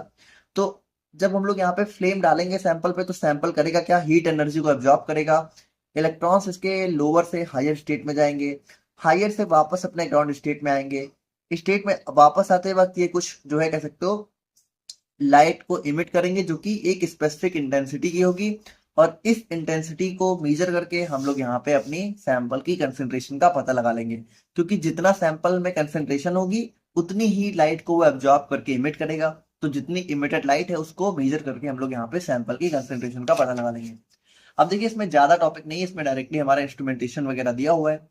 तो सबसे पहले हम लोग यहाँ पे इंस्ट्रूमेंटेशन को समझते हैं, ठीक है। अब फिर हम लोग यहाँ पे इसको एक एक करके डिटेल में सारी चीजों को देखेंगे। तो देखिए यहाँ पे कुछ इस तरीके से हमें अपना फ्लेम फोटोमेट्री का इंस्ट्रूमेंटेशन देखने को मिलता है। अब इसको थोड़ा ध्यान से समझिएगा। देखिए सबसे पहले हमें यहाँ पे दिख रहा है हमारा सैंपल, ठीक है। अब यहाँ पे देखिए यहाँ पे हमारा लगा होता है एक एटमाइजर। एटमाइजर क्या करता है, सैंपल को पहली बात तो खींचता है और उसको एटमाइज, ठीक है, एटमाइज मतलब क्या है, बहुत ही छोटे छोटे पार्टिकल्स में कन्वर्ट कर देता है, ठीक है, मतलब उनको एटमाइज कर देता है, यानी कि बहुत ही स्मॉल पार्टिकल्स में ब्रेक कर देता है। अब यहाँ पे देखिए हमारे कंप्रेस्ड एयर सप्लाई का चैम्बर लगा होता है, ठीक है। तो यहाँ से क्या होता है कि हमारी एयर सप्लाई होती है और यहाँ पे देखिए हमारा कंप्रेस्ड फ्यूल सप्लाई है। तो अब देखिए यहाँ पे आप लोग को दिख रहा है मिक्सिंग चैम्बर। तो यहाँ पे देखिए हुआ क्या, इस एटमाइजर ने क्या किया, सैंपल को ब्रेक कर दिया। अब यहाँ पे इस सैंपल को थोड़ा सा हमारी एयर मिल गई और यहाँ पे देखिए इस सैंपल को हमारा फ्यूल मिल गया। और इस मिक्सिंग चैम्बर में क्या हुआ, इस मिक्सिंग चैम्बर में हमारा जो सैंपल है, फ्यूल है और एयर है, ये तीनों मिक्स हो गई। अब यहाँ पे फाइनली हमारा बर्नर लगा हुआ है। तो ये बर्नर क्या करेगा, हमारा जो भी मिक्सचर है उसको यहाँ पे फ्लेम के साथ इंट्रोड्यूस करेगा। जैसे ही हमारा फ्लेम के साथ इंट्रोड्यूस होगा तो हमारा जो सैंपल है वो क्या करेगा, वो हमारी कुछ लाइट को इमिट करेगा। जब हमारा वो इलेक्ट्रॉन्स एक्साइट होंगे फिर वापस आएंगे तो लाइट को इमिट करेगा। जब लाइट हमारे इमिट होगी तो हमारी लेंस से पास होगी, फिर यहाँ पे हमारी स्लिट लगी होगी, ठीक है, जिससे हमारी पार्टिकुलर लाइट जो है आगे बढ़ेगी। फिर मोनोक्रोमेटर जो है, मोनोक्रोमेटर उसमें से भी जो हमारा पार्टिकुलर वेवलेंथ है, ठीक है, जो कि हमारे सैंपल ने स्पेसिफिक इमिट किया होगा। देखिए यहाँ पे जो लाइट इमिट हो रही है, ठीक है, तो इसमें देखिए सैंपल की लाइट तो होगी, लेकिन हमारी जो फ्यूल सप्लाई है और जो एयर सप्लाई है, तो इनकी वजह से भी कुछ स्पेसिफिक वेवलेंथ हमारी इमिट हो सकती है। तो हमें उनका काम तो है नहीं, क्योंकि उनको मेजर करेंगे तो हमारा सैंपल की कंसंट्रेशन डिस्टर्ब हो जाएगी। तो हमारा मोनोक्रोमेटर क्या होता है, उस पार्टिकुलर वेवलेंथ को सेलेक्ट करता है जो कि सिर्फ सैंपल ने जो है इमिट करी होगी। फिर ये मोनोक्रोमेटर इसको आगे भेजता है हमारे डिटेक्टर के पास। फिर डिटेक्टर इसको भेजता है एम्पलीफायर के पास। एम्पलीफायर क्या करता है, सिग्नल को थोड़ा सा एम्पलीफाई कर देता है मेजरेबल फॉर्म में। फिर हमारा फाइनली यहाँ पे रिकॉर्डर लगा होता है जो कि इसको रिकॉर्ड कर लेता है, और इस तरीके से हमें अपनी फ्लेम फोटोमेट्री का इंस्ट्रूमेंटेशन देखने को मिलता है। तो देखिए बहुत ही सिंपल सा था, आई होप कि आप लोग समझ गए होंगे। अब हम लोग यहाँ पे एक एक करके सारी चीजों को देख लेते हैं। तो बात करें हम लोग यहाँ पे इंस्ट्रूमेंटेशन ऑफ फ्लेम फोटोमीटर की, तो इसके अंदर देखिए मेनली हमारे 5 पार्ट होते हैं, ठीक है, यहाँ पे 5 होगा। पहला होता है सैंपल सिस्टम, ठीक है, flame system, optical system, detector और रिकॉर्डर। देखते हैं एक एक करके। सैंपल सिस्टम के अंदर हमारा होता है एटमाइजर और मिक्सिंग चैम्बर। हम लोगों ने देखा ही, एटमाइजर क्या कर रहा था, सैंपल्स को हमारा यहाँ पे ब्रेक कर रहा था फाइन स्प्रे में, ठीक है।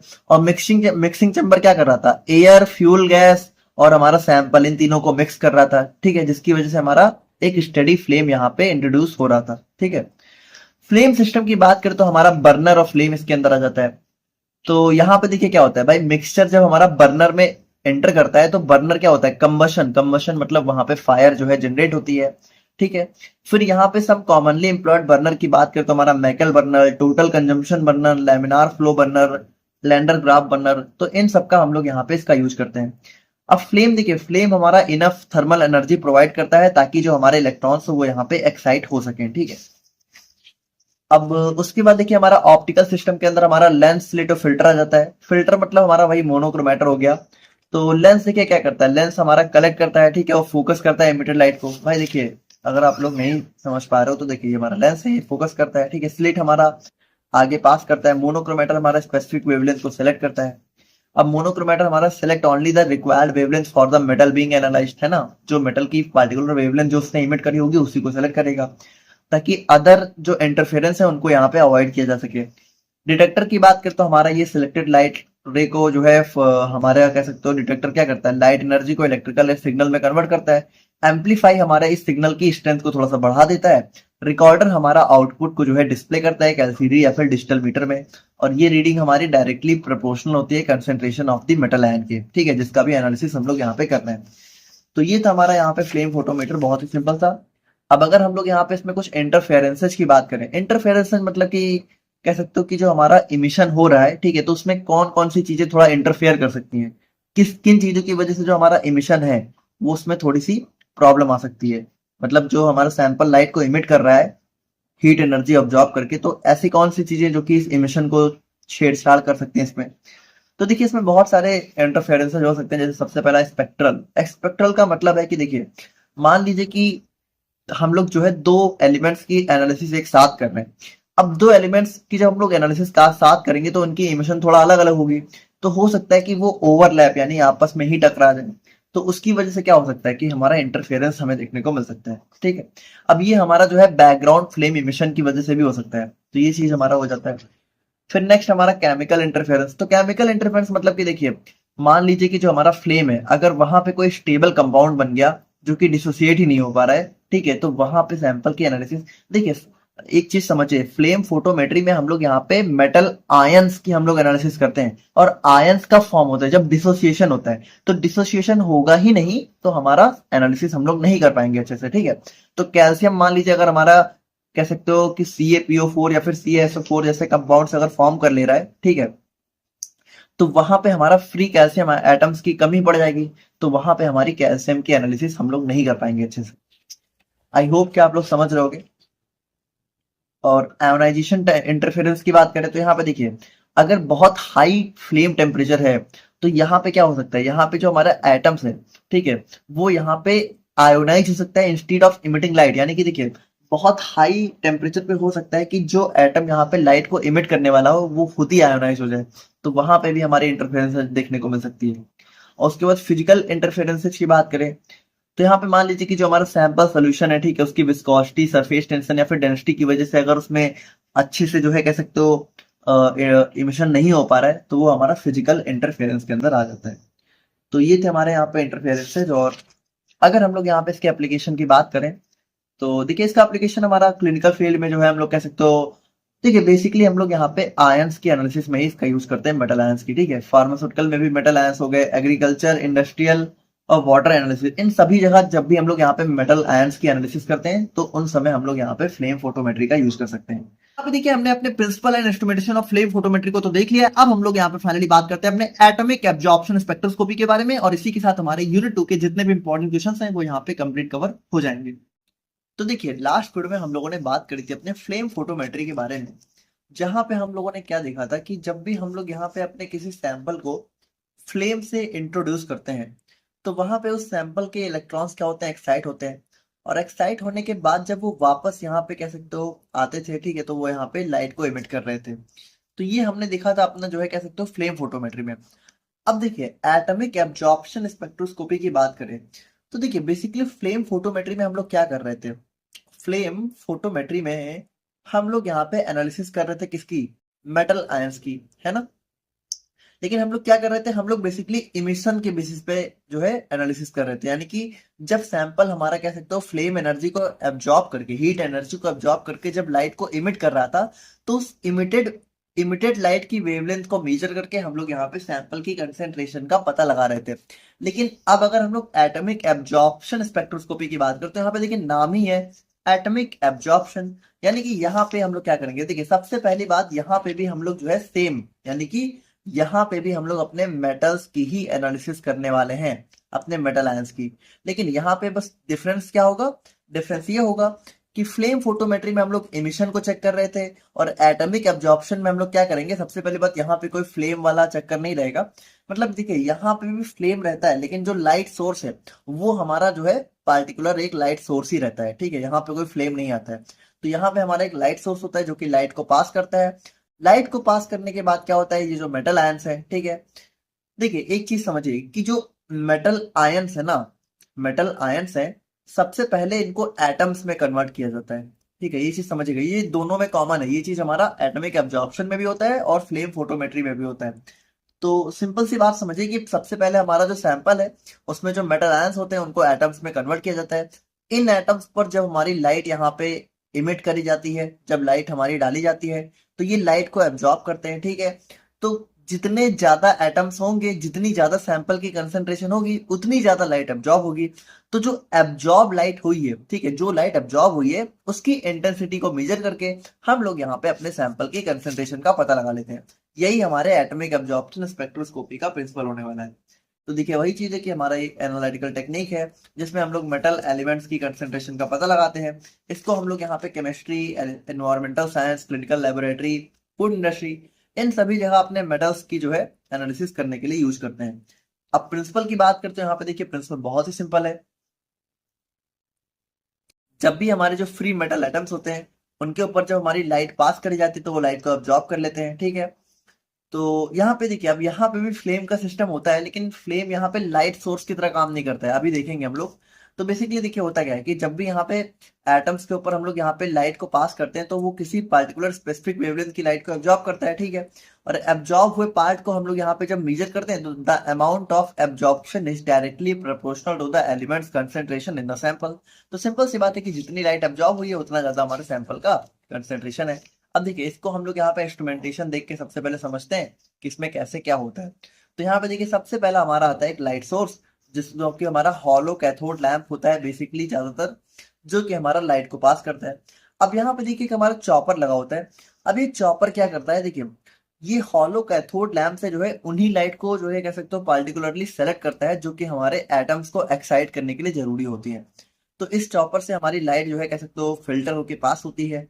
और उसके बाद यहाँ पे हमारा देखिए अब यहाँ पे देखिए यहाँ पे भी हमारा एक फ्लेम एटमाइजर लगा होता है, बेसिकली यही हमारा सैंपल सिस्टम होता है, इसी के अंदर हमारा सैंपल होता है। तो सैंपल हम लोगों ने फ्लोरीमेट्री में क्या देखा था कि हमारा एटमाइजर क्या करता है, सैंपल को कह सकते हो स्मॉल फाइन पार्टिकल्स में कन्वर्ट करता है।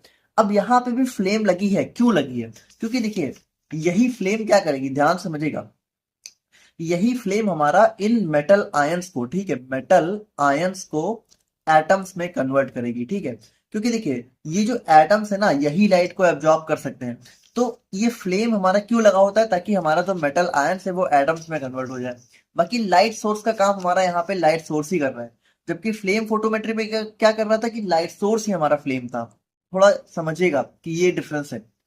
तो यहाँ पे भी हमारा एटमाइजर लगा होता है जो कि हमारा एटम्स में कन्वर्ट करता है। जब हमारी लाइट पास होती है तो एटम्स लाइट को एब्जॉर्ब करते हैं।